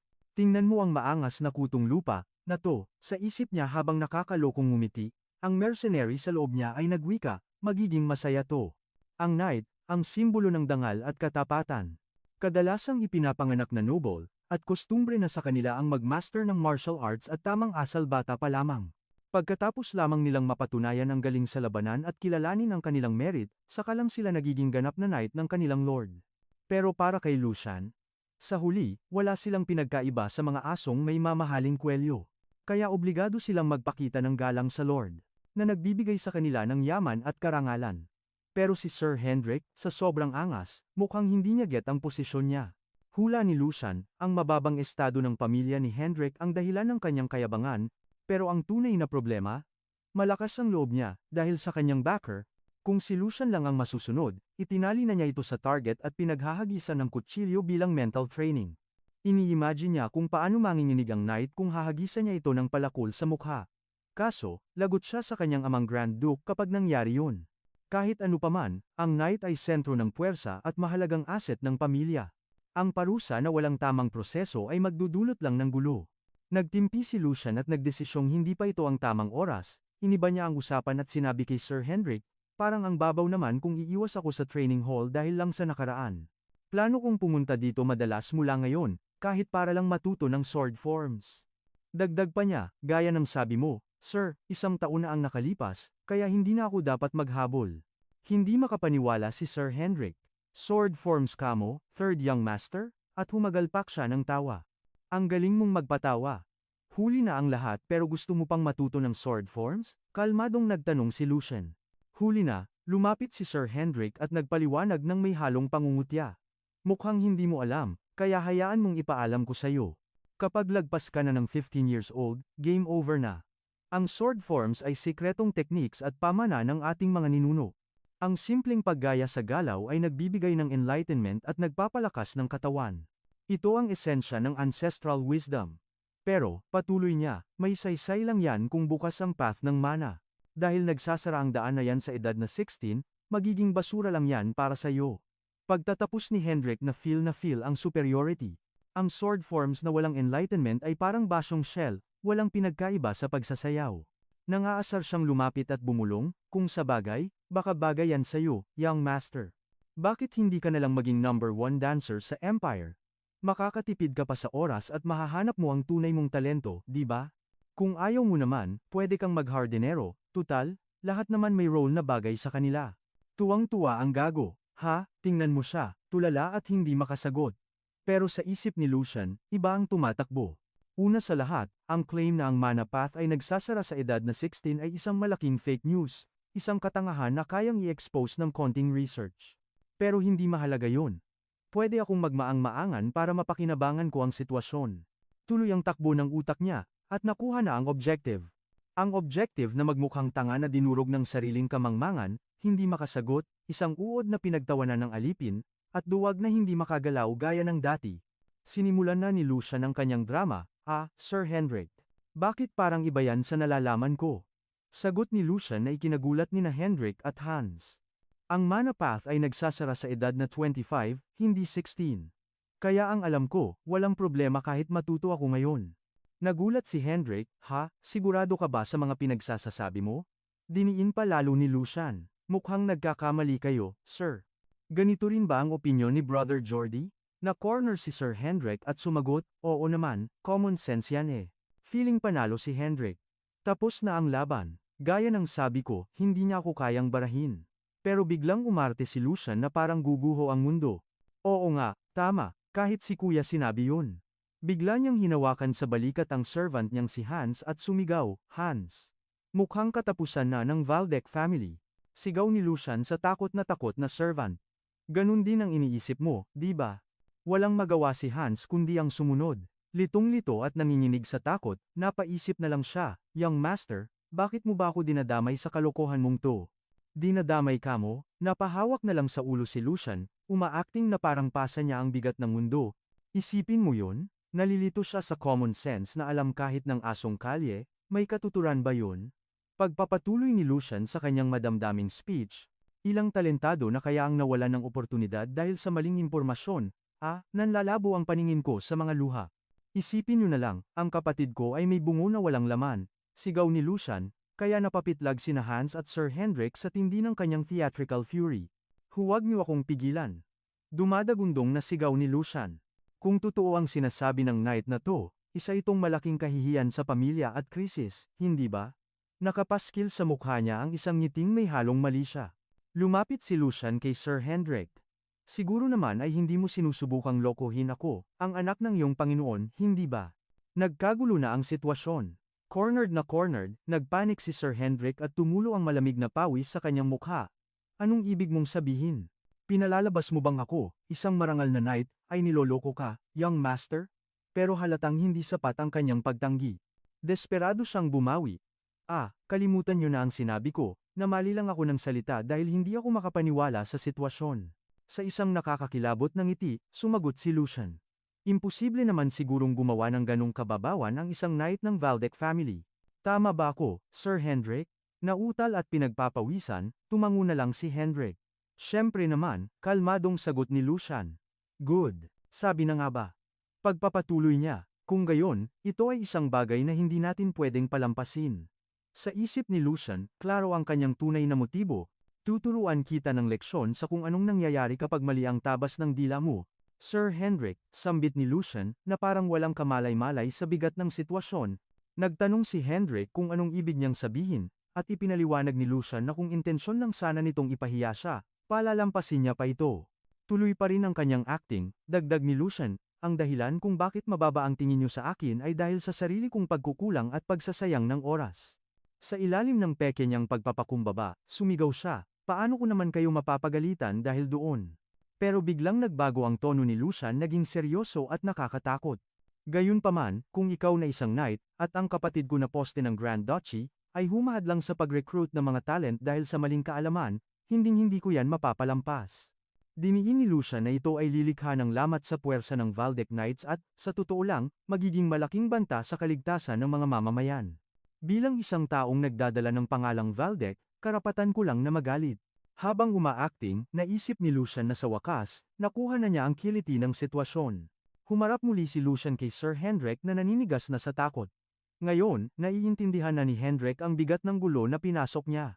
Marahang tinulak ni Lucian ang dibdib ng knight at nagbabala. Mas mabuting ihanda mo na ang sarili mo. Gamit ang tingin na nakamamatay, binitawan ni Lucian ang final blow, isusumbong ko ito kay ama at hihiling ako ng internal investigation. Nilamon ng panik si Sir Hendrik. Teka, isip niya. Ang batang to, dati-rati nanginginig marinig lang ang pangalan ko. Bakit niya pinapalaki ang isyung to?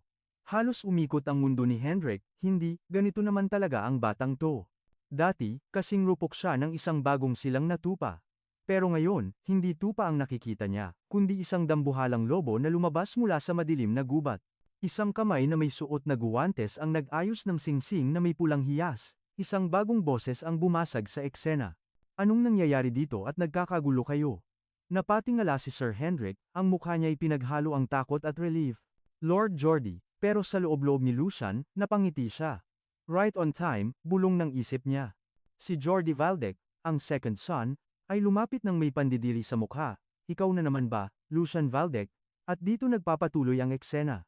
Hinarap ni Jordi Valdec si Sir Hendrik at ang mga tauhan nito sa training yard. Nagmamadaling lumapit si Sir Hendrik kay Jordi, nagtatangkang magpaliwanag, second young master, magpapaliwanag ako. Sa sobrang panik, nauutal si Sir Hendrik at hindi makabuo ng maayos na sentence, kasi ang sitwasyon ngayon. Pinutol siya ni Jordi gamit ang isang kumpas ng kamay at isang salita, stop. Sa isang mapagmataas na ngiti, sinabi ni Jordi na hindi niya kailangan ng paliwanag. Lumapit siya ng sobrang lapit kay Sir Hendrik at bumulong ng may matalim na tingin, dahil nakita ko mismo ang kahiyahiya mong pag-uugali gamit ang sarili kong mga mata. Namutla sa takot si Sir Hendrik habang tuloy ang sermon ni Jordi. Ang magpaimpluwensya sa isang bata na wala pa sa kalahati ng edad mo, ay sadyang nakaka-disappoint. Hinawakan niya ng mahigpit ang balikat ni Sir Hendrik at nagbabala ng malamig, ayusin mo ang mukha mo. Binitawan niya ito at pinunasan ng kamay sa panyo na tila ba narumihan siya. Maliban na lang kung gusto mo akong ilagay sa mas mahirap na posisyon. Tumalikod si Jordi at naglakad palapit sa 2 taong kanina pa nanonood ang kapatid niyang si Lucian at ang takot na alalay na si Hans. Nagtago si Hans sa likod ni Lucian habang nanginginig. Pero Lord Lucian, sa tingin ko galit na galit siya. Iba sa kanyang takot na alalay, chill lang si Lucian habang pinapanood ang drama. Tila aliw na aliw pa siya sa itsura ng kanyang kapatid, isa itong palabas na hindi dapat palampasin. At dito na natin formal na makikilala ang second son ng Waldeck family na si Jordi Waldeck, ang tinatawag na worthy successor at tunay na dugong bughaw. Pero, may lihim na nakatago sa likod ng kanyang ngiti. Kalat ang chismis na kumuha siya ng mga tao sa labas dahil humihina na ang impluwensya niya kumpara sa panganay. Siya mismo ang nagdala sa kanila, at malinaw ang kanyang plano. Kapag naging kapaki-pakinabang ang mga ito, gagamitin niya sila bilang alas upang baliktarin ang sitwasyon sa power struggle ng pamilya. Sa likod ng mapagpanggap na respeto, sinalubong ni Lucian ang kanyang kuya ng isang napakatamis na ngiti. Plastic mode on. Magandang araw sa iyo, aking mahal na kapatid, Jordi Waldeck. Pero sa kabila ng magalang na bati, bakas ang lamig at tensyon sa hangin. Ang tagal na nating hindi nagkita, second young master. Maayos ka naman ba? Agad na bumanat si Jordi at tinawag na hangal si Lucian, na parang walang alam sa nangyayari. Nagmaang-maangan naman si Lucian at tinanong kung ano ang ibig niyang sabihin, Pero dahan-dahan niyang inilatag ang kanyang baraha, tungkol sa usapan ninyo ni Sir Hendrik. Huwag kang mag-alala, narinig at nakita ko ang lahat. Dito na binaliktad ni Jordy ang sitwasyon.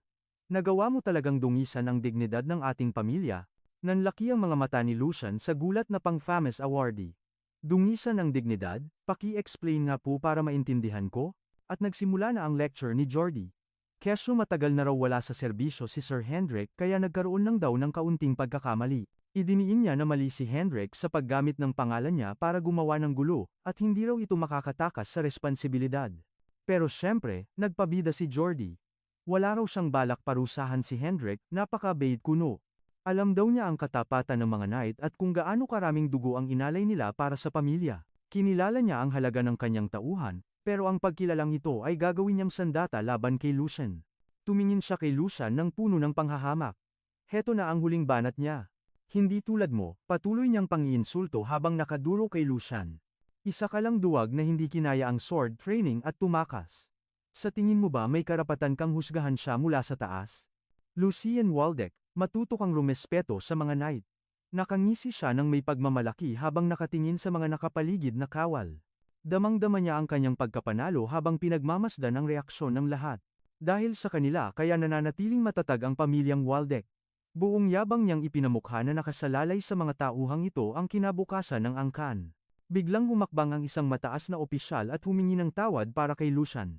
Pasensya na po sa gulo ngayon, pagkakamali lang ito ng isang isip bata, kaya sana'y pagbigyan niyo na.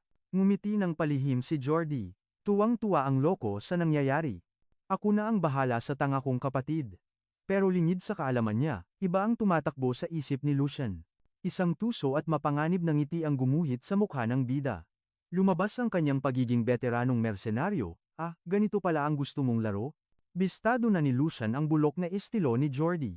Kahit kay Sir Hendrik lang naman nakatutok ang insulto kanina, pinalabas ng kapatid niya na inaatake niya ang lahat ng knights.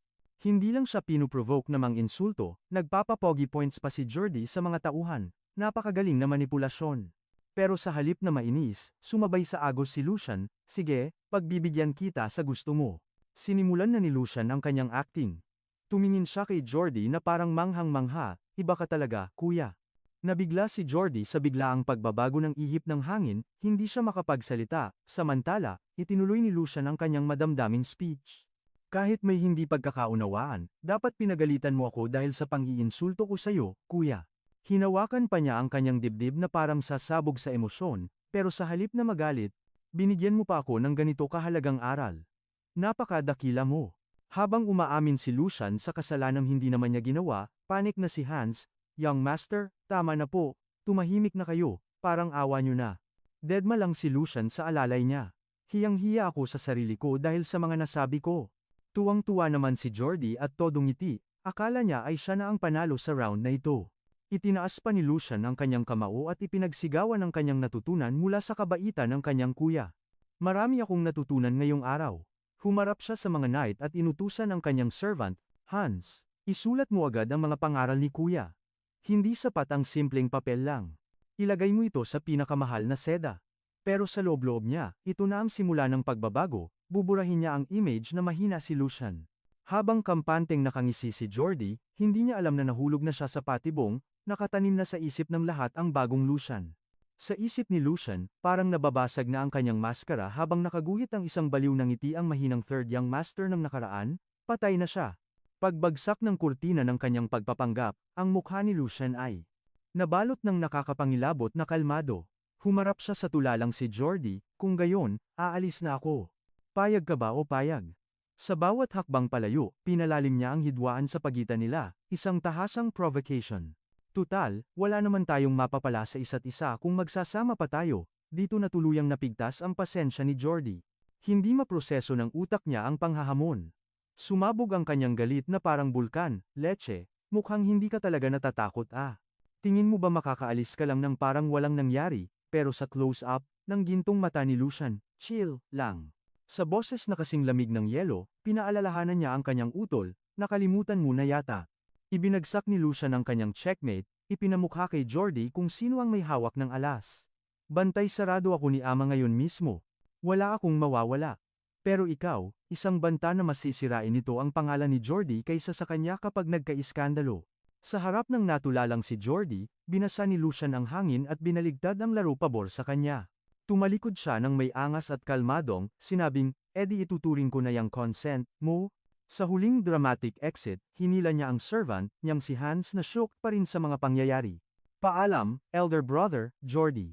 Biglang nag-shift sa comedy, nagmadaling tumakas si Lucian habang ngumungudngod si Hans yang master. Naiwan sa training yard, ang nakakasakal na katahimikan. Dahan-dahang lumapit si Sir Hendrik sa likuran ng nanggigil na si Jordy. "Sir Jordy?" Nanginginig na tanong niya. "Hahayaan lang ba natin siya?" Walang sagot. Pero ang katahimikan ni Jordy? Nakakamatay. Close up, sa mukha ni Jordy nasasabog na sa galit. Umiilaw ang kanyang mga mata sa tindi ng pressure. Ang itsura niya ay sumisigaw ng purong puot, isang pangako ng madugong paghihiganti sa hinaharap. Cut 2, sa isang tahimik na daan palayo sa mansion, nakalayo na rin sila sa gulo. Habang naglalakad, si Lucian ay cool lang, pero si Hans? Halos himatayin sa takot, lingon ng lingon na parang may multo. Di na kinaya ng mental health ni Hans. Tumigil siya, tagaktak ang pawis, at nanginginig sa takot sa kung ano ang pwedeng mangyari.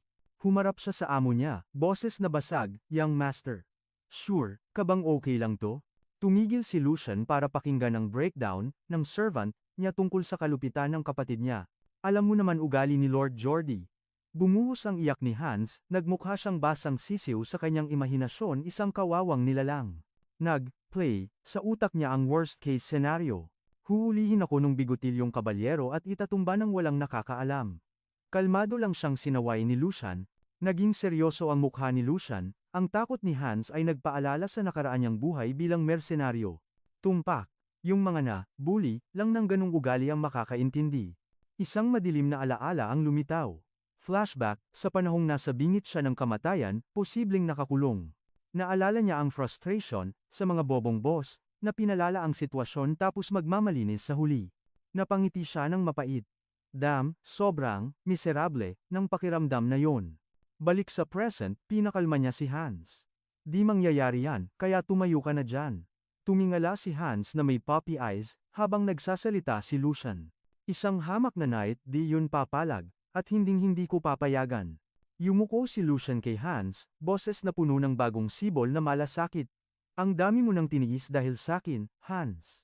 Sa ilalim ng mainit na liwanag, realize ni Lucian ang mga katangahan ng original na katawan na to. Paggago ang amo, ang mga tauhan ang unang nagdurusa. Tinapik niya sa ulo si Hans ng marahan. "Lalo ka na, ikaw ang personal attendant ko. Siguradong impyerno ang dinanas mo." Touch si Hans at napabulong na lang, "Young master." Tumalim ang tingin ni Lucian, "Oras na para sa isang sumpa, ito ang pangako ko sa'yo. Mula ngayon, hinding-hindi ko nahahayaang hamakin o manginig sa takot ang mga tao ko dahil sa katangahan ko." Ang kanyang panata ay umalingaw-ngaw sa langit, hudyat ng bagong era. Nagtapos ang kabanata sa isang power move, mahigpit na hinawakan ni Lucian ang kamay ni Hans, selyado na ang bagong alyansa ng proteksyon at tiwala. Sa isang maaliwalas na araw sa palasyo, tahimik na naglakad sina Lucian at Hans sa mahabang koridor. Bawat hakbang ay umaalingaw-ngaw, kasabay ng bigat ng kanilang mga ekspresyon. Mula noong insidente sa training wall, iba na ang kutob ni Lucian. Sobrang tahimik ng palasyo, yung tipong nakakabingi ang katahimikan. Kilala niya ang bituka ni Jordy, ang second young master. Hindi yon ang klase ng tao na basta nalang palalampasin ang pagkapahiya ng hindi gumaganti. Siguradong may niluluto itong masama. Halos mapunit ni Lucian ang hawak na papel sa higpit ng kanyang pagkakasakal dito. At heto na nga, kumpirmado ang hinala niya. Muling iniskan ng mata niya ang dokumento, at hindi maipinta ang pandidiri sa kanyang mukha. "So, ito pala ang cheap trick na pinaghandaan mo." Bulong niya ng may halong lamig. "Alam mo ba kung gaano katagal ko hinintay ang araw na to?" Sa tabi niya, pati si Hans na laging kimi at mahiyain, ay hindi na napigilan ang pagsabog ng damdamin. Nakakuyom ang mga kamao nito at sumigaw na hindi ito makatarungan. Kalmadong lumingon si Lucian, "Handa ka na bang lumaban?" Walang pag-aalinlangan si Hans, agad siyang sumagot ng oo. Ang kapal ng mukha niya, matalim na sabi ni Lucian. Bakit niya pinakialaman ang allowance ko? Sabay sigaw din ni Hans, "Pati sweldo ko, kinaltasan ng walang hiyang yan." Nagsimula ang lahat sa lecheng budget plan na natanggap ni Lucian kaninang umaga. Chill lang sana ang araw na to. Magre-replenish lang ng funds, bibili ng moonlight grass, at mag-i-stock ng supplies. Ganoon lang dapat kasimple. Pero nang buksan niya ang sulat, nanigas siya sa kinatatayuan. Dumulas ang papel sa mga daliri niya at dahan-dahang bumagsak sa sahig. Nakabalandra ang malaking text, budget summary, 75% ang kaltas sa allowance ni Lucian. 30% naman sa sweldo ni Hans. Gagong to, mahinang mura ni Lucian. Pinag-initan talaga ni Jordy ang pera nila. Ginamit ang autoridad para magtanim ng patibong gamit ang mismong paperwork. Kahit sa mga noble, ang pangungupit ay may parusang kamatayan. Maya-maya pa, nasa tapat na sila ng private room, binuksan ni Lucian ang pinto, kalmado na ang isip niya, parang dagat bago bumagyo. Lusot ang kalokohang ito dahil may butas sa depensa niya. Isang pagkukulang na sinamantala nila. Mula nang mawala ang ina niya, ipinaubaya ni Lucian ang budget kay Dana, ang dating headmaid na tapat na nagsilbi sa kanya. Pero ngayon, napunta na ang kapangyarihan sa kamay ng ibang tao. Isang babae ang humakbang at yumuko ng may halong kaplastikan. First time daw niyang makaharap si Lucian. Siya si Jenny, ang bagong headmaid na pumalit kay Dana. Gusto daw sana niyang bumati noon pa, kaso mukhang nagkukulong lang daw si Lucian sa kwarto. May nakakainis na ngisi sa labi niya. Sa wakas, sabi niya, mukhang tapos na ang hibernation mo, young master. Pumalag agad si Hans sa tabas ng dila nito, pero itinaas ni Lucian ang kamay para pigilan siya. May punto naman si Jenny, kalmadong sagot niya. Gumuhit ang isang misteryosong ngiti sa mukha ni Lucian, wag na tayong magpaligoy-ligoy pa. May mas importante tayong pag-uusapan. Muling humigpit ang hawak niya sa papel na ebidensya. Diretsahan niyang tinanong kung si Jenny ang gumawa ng budget plan sabay abot ng dokumento.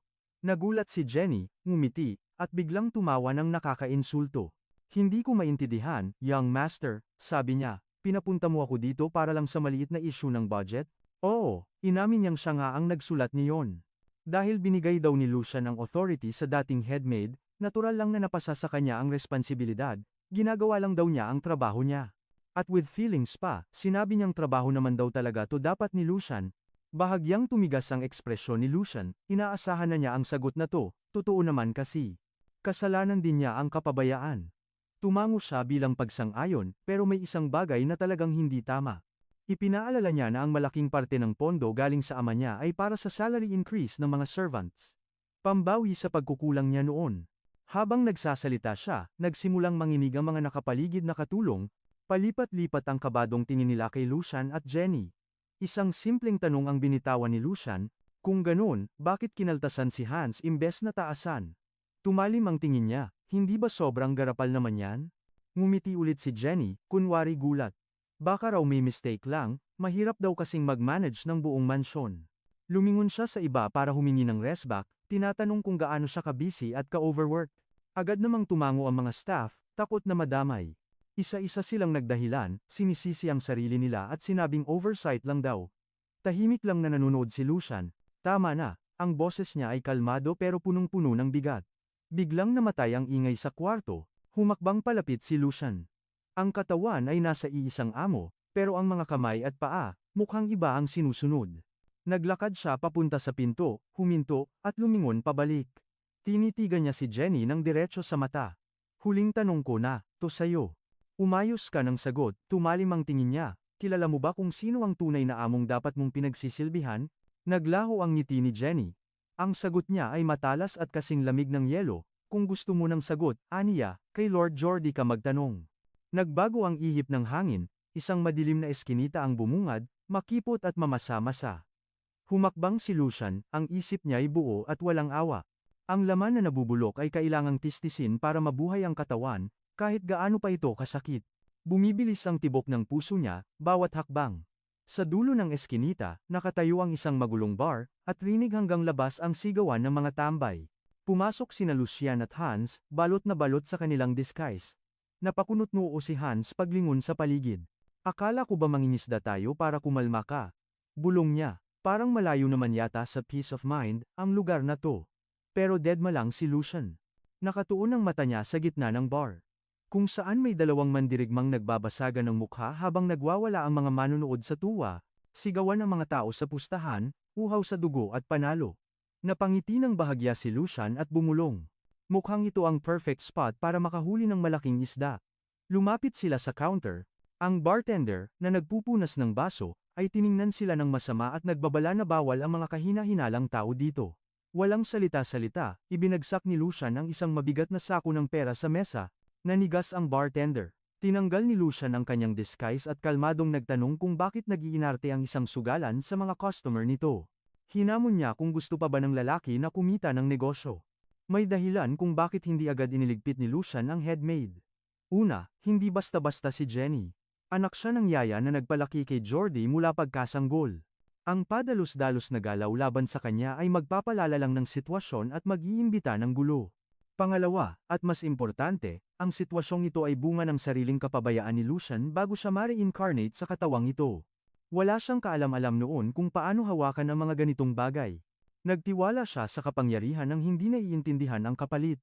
Inakala niyang hindi mangyayari ang ganitong kalokohan pero sampal sa mukha ang realidad. Napagtanto ni Lucian na ang problemang ito ay lagpas na sa common sense. Kailangan ito ng matinding resback, at sa pagkakataong ito, wala siyang ititirang awa.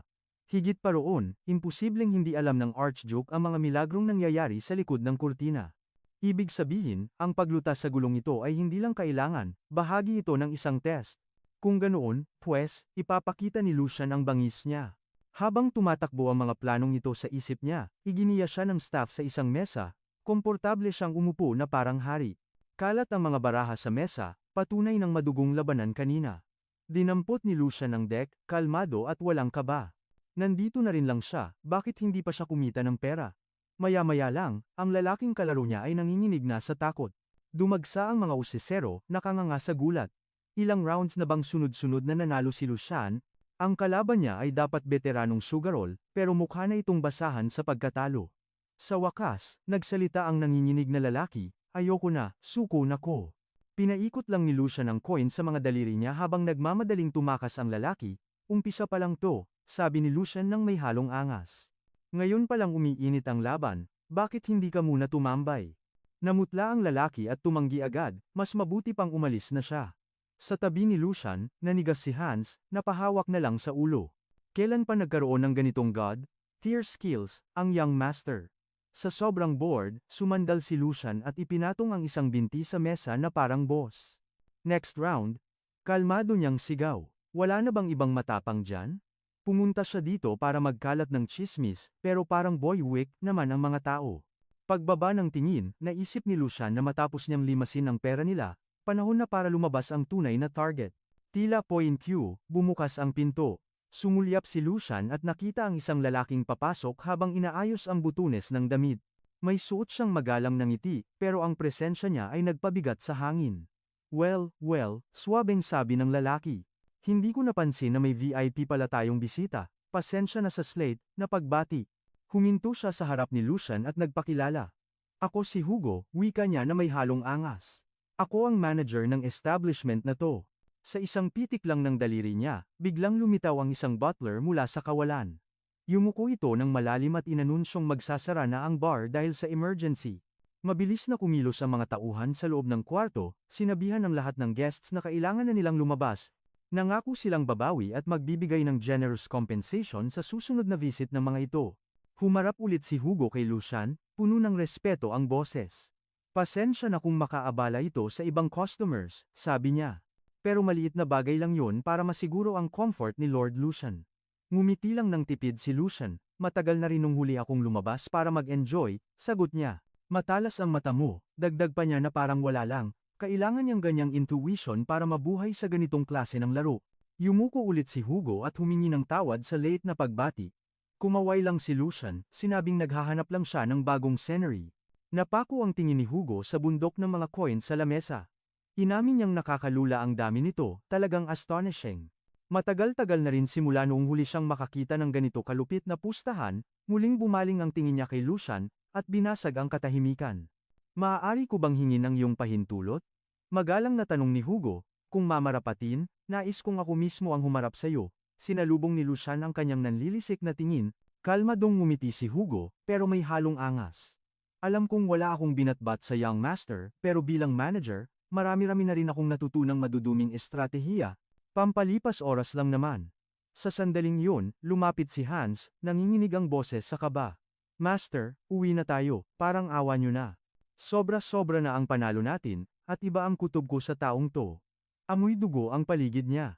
Marami nang nakitang halimaw si Hans sa palasyo, pero iba ang presensya ni Hugo, para siyang demonyong nagtatago sa balat ng tao. Bahagyang tumango si Lucian, kinikilala ang instincts ni Hans. Hindi basta-basta ang pagiging personal attendant niya, matalas ang pakiramdam nito sa panganib. Isang tingin lang sa mga kamay ni Hugo, alam na agad ni Lucian kung sino ang kaharap niya, ang Black Shark, si Hugo. Sariwang-sariwa pa sa alaala ni Lucian ang imahe nito mula sa kanyang nakaraang buhay. Mas mabangis, mas walang awa. Isang pangalan na nakatakdang yumanig sa buong underground world balang araw. Nagsimula ang alamat ni Hugo sa madidilim na eskinita ng siyudad. Gamit ang purong lakas at utak, dinurog niya ang bawat humarang sa kanyang dadaanan. Mula sugalan, smuggling, hanggang sa contract killing sinakop niya ang lahat, siya ang naging hari ng gabi na naghahari sa 5 teritoryo mula sa dilim. Sinamantala niya ang gulo sa imperyo, idineklara ang sarili bilang baron, at bumangon bilang isa sa mga kinatatakutang warlord. Pero sa ngayon, napansin ni Lucian na rookie pa lang ito. Gayunpaman, mas lalo lang itong naging delikado dahil gutom pa ito sa kapangyarihan. Pasimpleng ngumiti si Lucian. Nandito siya ngayon para hulihin ang pating na ito, habang nilalatag ang mga baraha, nagsuggest si Lucian ng simpleng laro. Agad na pumayag si Hugo at tinanggal ang limitasyon sa tayaan. All in kung all in. Hindi ko hahayaang mainip ang young master matapos dumayo ng ganito kalayo, magalang niyang sabi, lumiwanag ang mukha ni Lucian. Sa wakas, may nakaintindi rin sa akin. Sa likuran niya, halos himatayin na si Hans sa sobrang kaba.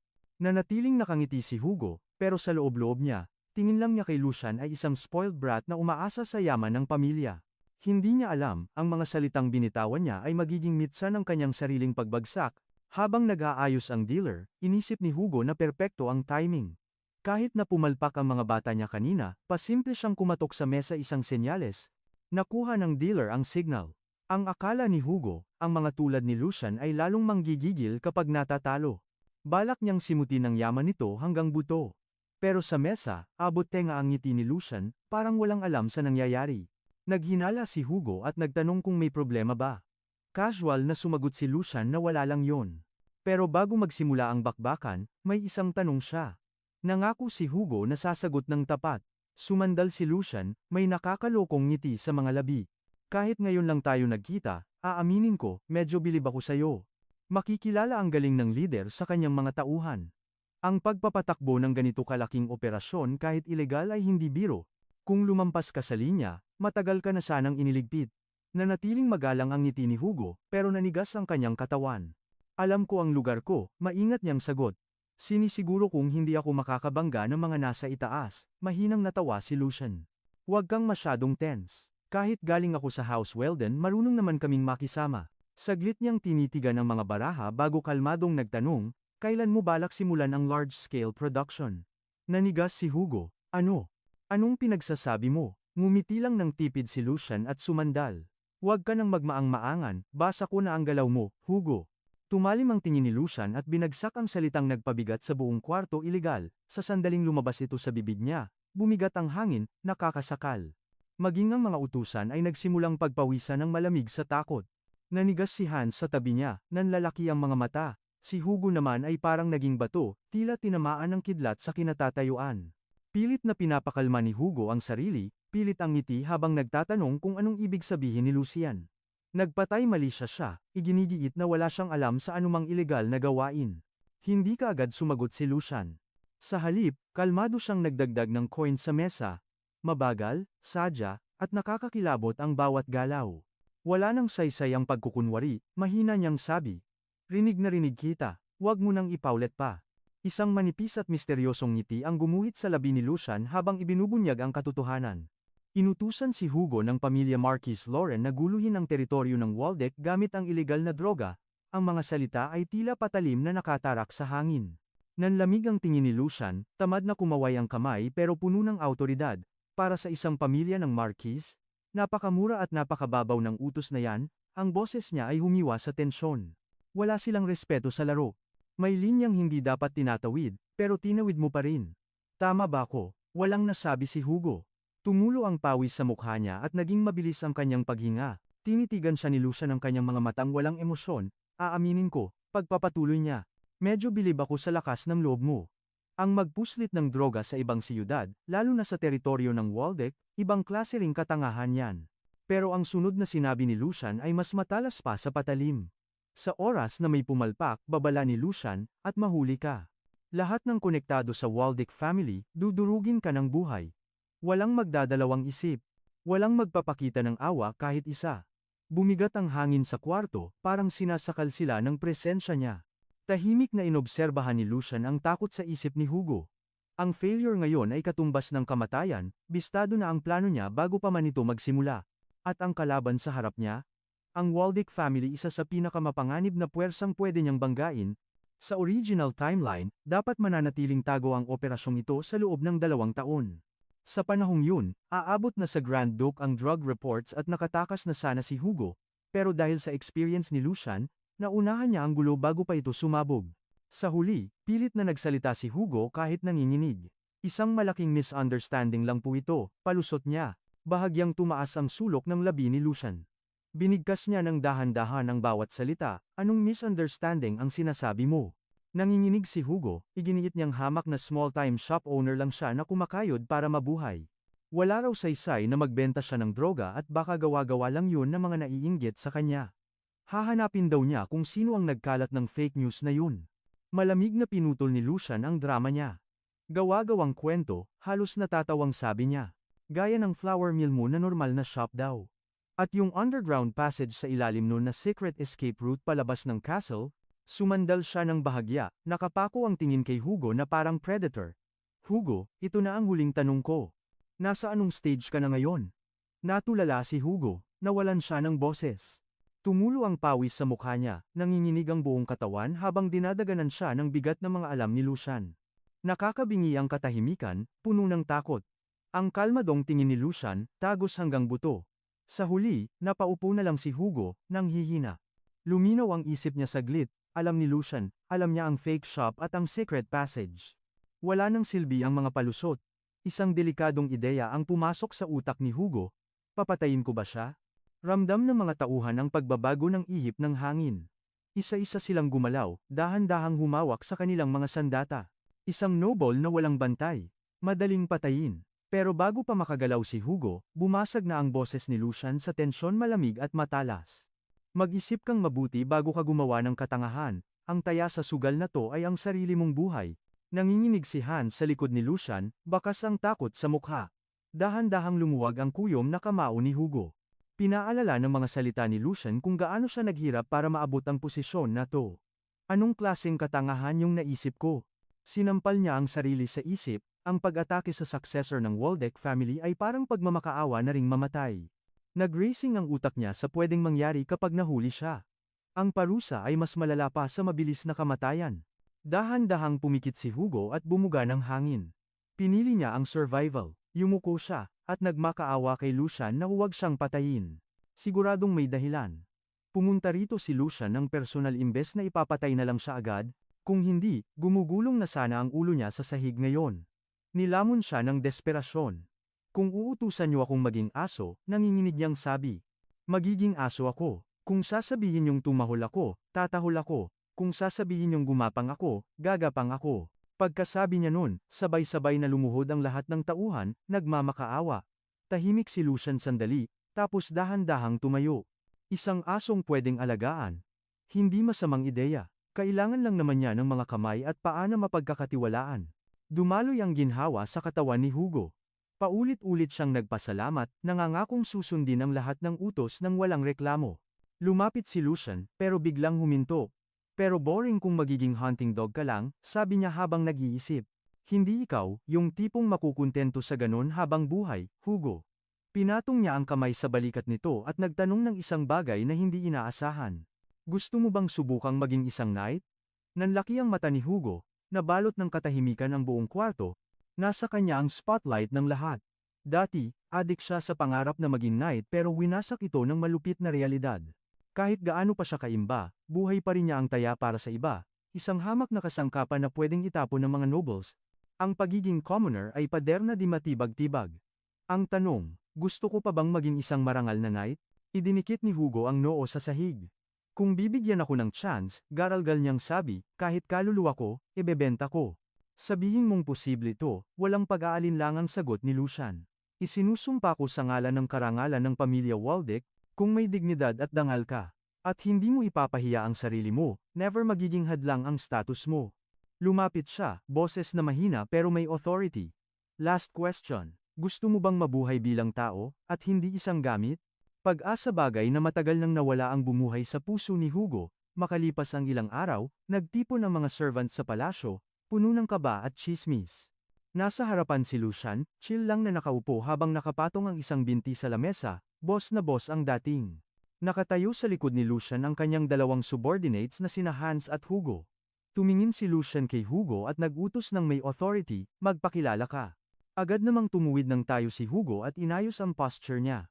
Humakbang siya ng kalmado pero ramdam mo ang bigat ng presensya niya. Ako si Hugo, matigas niyang sabi. At simula sa araw na ito, ang buhay ko ay para pagsilbihan ng ating Lord. Isang ngiting aso ang gumuhit sa mukha niya, parang isang predator na tahimik na nag-iskan ng kanyang prey. Inaasahan ko ang cooperation nyo, dagdag pa niya. Maya-maya pa sa loob ng palasyo, nakaupo si Lucian sa gitna ng kwarto na parang isang tunay na hari. Pinalibutan siya ng mga alipin, at pumalakpak siya ng mahina para kuhanin ang atensyon nila. Tapos na ang introduction, seryoso niyang sabi. Dalhin dito ang headmaid. Pero nag-hesitate ang isang utusan. Bakit po kailangang ipatawag agad si ma'am? Tanong nito ng may kaba. Kumumpas lang si Lucian ng daliri. Kailangan niyang magbigay galang sa akin, naalala niya kasi ang pambabastos nito sa kanya kahapon. Hindi ko napalalagpasin ang ganong klaseng ugali, bulong niya sa kanyang isipan. Kahit gaano pa kabisi ang headmaid, dapat nagre-report muna ito sa kanya. Tahimik na inobserbahan ni Lucian kung ano ang magiging reaksyon ng mga utusan. Gaya ng inaasahan, hindi mapakali ang mga ito. Yung nagtanong kanina, palingalinga na sa sobrang kaba. Huwag kayong gagawa ng gulo, bulong nito sa mga kasama. Ayaw nating madamay sa kung anumang parusa, sagot naman ng isa. Na-realize ni Lucian na sa sobrang takot nila sa headmaid, hindi na uubra ang simpleng salita lang para pasunurin sila. Sa paningin ng mga ito, isa lang siyang mahinang lord, isang rotten rope na kapag kinapitan mo, tiyak na mapapahamak ka. Kung ganun ang tingin nila, pues, babaguhin niya yon ngayon din. May isang servant na lumapit at nagsalita ng may pag-aalinlangan. Lord Lucian, intindihin niyo naman po kami, malakas ang kapit ng headmaid kay Lord Jordi. Mga hamak na alipin lang kami, wala kaming laban. Agad namang sumang-ayon ang iba pang mga servants na parang mga tupa. Nag-ingay sila at nakiusap kay Lucian. Bakit po ba kailangang gatungan pa ang apoy? Reklamo nila. Gusto lang naman naming manahimik tulad ng dati. Palakas ng palakas ang reklamo ng mga ito. Hindi na nakapagpigil si Hans, nagngit-ngit ang bagang niya sa inis. Umayos nga kayo, sigaw niya, nanlilisik ang mga mata sa galit. Ang may-ari ng palasyong ito ay si Lord Lucian. Hindi ang second master na si Lord Jordi, kilalanin niyo ang amo niyo. Tahimik lang na nanonood si Hugo sa gilid, pero may nakakatakot na ngiti sa labi. Lumapit siya kay Hans ng kalmado. Ako na ang bahala dito, sabi niya. Humarap siya sa mga pasaway na servants, at biglang nagbago ang aura niya naging matalim at nakakamatay. Sayang lang ang laway sa mga tulad niyo. Hindi kayo yung klase ng tao na nadadaan sa pakiusapan. Binalingan niya si Lucian, alam ko na ang dapat gawin, my lord. Napataas naman ang kilay si Lucian, mukhang na-interest sa plano nito. May idea ka na. Lumamig ang tingin ni Hugo, simple lang ang gamot sa mga taong hindi kilala ang lugar nila. Itatatak ko sa kukote nila ang loyalty. Medyo magiging marahas nga lang ang proseso. Papayagan niyo ba ako? Namutla ang mga servants at parang binuhusan ng malamig na tubig, ramdam nila ang bigat ng bawat salitang binitawan ni Hugo. Napangiti si Lucian, bilib siya sa bilis mag-isip ni Hugo. Ito mismo ang dahilan kung bakit niya ito kinuha bilang tauhan. Sinwerte rin sila. Nahuli niya si Hugo bago pa lumala at lumaki ang illegal business nito sa underworld. Kung nahuli siya ng dating, baka hindi na niya ito makontrol. Tinapik ni Lucian ang balikat ni Hugo bilang go signal. Ito mismo ang gustong mangyari ni Lucian. With a satisfied smile hinayaan niyang kumilos ang kanyang mabangis na aso, isang villainous smile ang sumilay kay Lucian. Hugo, huwag kang mag-alala. Pakitaan mo sila ng magandang palabas, sumagot naman si Hugo ng walang pag-aalinlangan, masusunod, my lord. Nanlamig ang sikmura ng mga servants. Para silang na-statue sa takot habang papalapit si Hugo sa lider-lideran nila sa gitna. Nang makalapit, doon lang na-realize ng servant ang nakakasakal na aura ni Hugo, pure intimidation. Para siyang langgam na humarap sa pader. Pero pinilit niyang magtapang-tapangan, bago lang to, outsider lang siya, isip niya habang nanggigigil. Huwag kang umasta ng ganyan kung hindi mo alam ang sitwasyon. Banta nito kay Hugo. Kung gusto mong mabuhay, piliin mo ang kakampihan mo. Pero tiningnan lang siya ni Hugo ng walang emosyon, parang tumitingin sa insekto. Alam mo ba, bulong ni Hugo. Alam mo ba kung gaano kalupit ang mga taong poprotekta sa inyo? Tumawa lang ng mapakla ang servant para itago ang takot. Huwag kang magpakabayani para sa kakarampot na barya. Ikinuyong ni Hugo ang kamao niya, ready to strike. Nakakaawa naman ang huling sinabi mo, bulong ni Hugo. Ha, naguluhan ang servant. At boom, kumawala ang suntok. Sa pool sa mukha. Parang ragdoll na tumalsik ang servant sa kabilang dulo ng hall at bumagsak ng malakas, blag. Wasak ang mukha nito at agad na namaga. Parang tubig na naubos ang malay niya, isang malupit na one-hit KO. Natahimik ang buong palasyo. Pati si Hans, napanganga. Napaatras ang ibang servant sa takot habang kalmadong nilampasan ni Hugo ang tumba niyang kalaban. Sa wakas, isang servant ang sumigaw, nanginginig ang boses sa halo-halong takot at gigil. Sobra na to, hindi tama ang dahas na ganito. Kahit ikaw pa ang nagdala kay Hugo, wala kang karapatang maghari-harian. Dahan-dahang lumingon si Hugo, mabigat at nakakamatay ang tingin. Makinig kayo, bulong niya na parang humuhukay ng libingan. Sobra-sobra ang awtoridad ko dito. Specialty ko ang turuan ng leksyon ang mga baliw na bastardong hindi alam ang lugar nila. Napaatras ang mga servants, nanliit sa aura niya.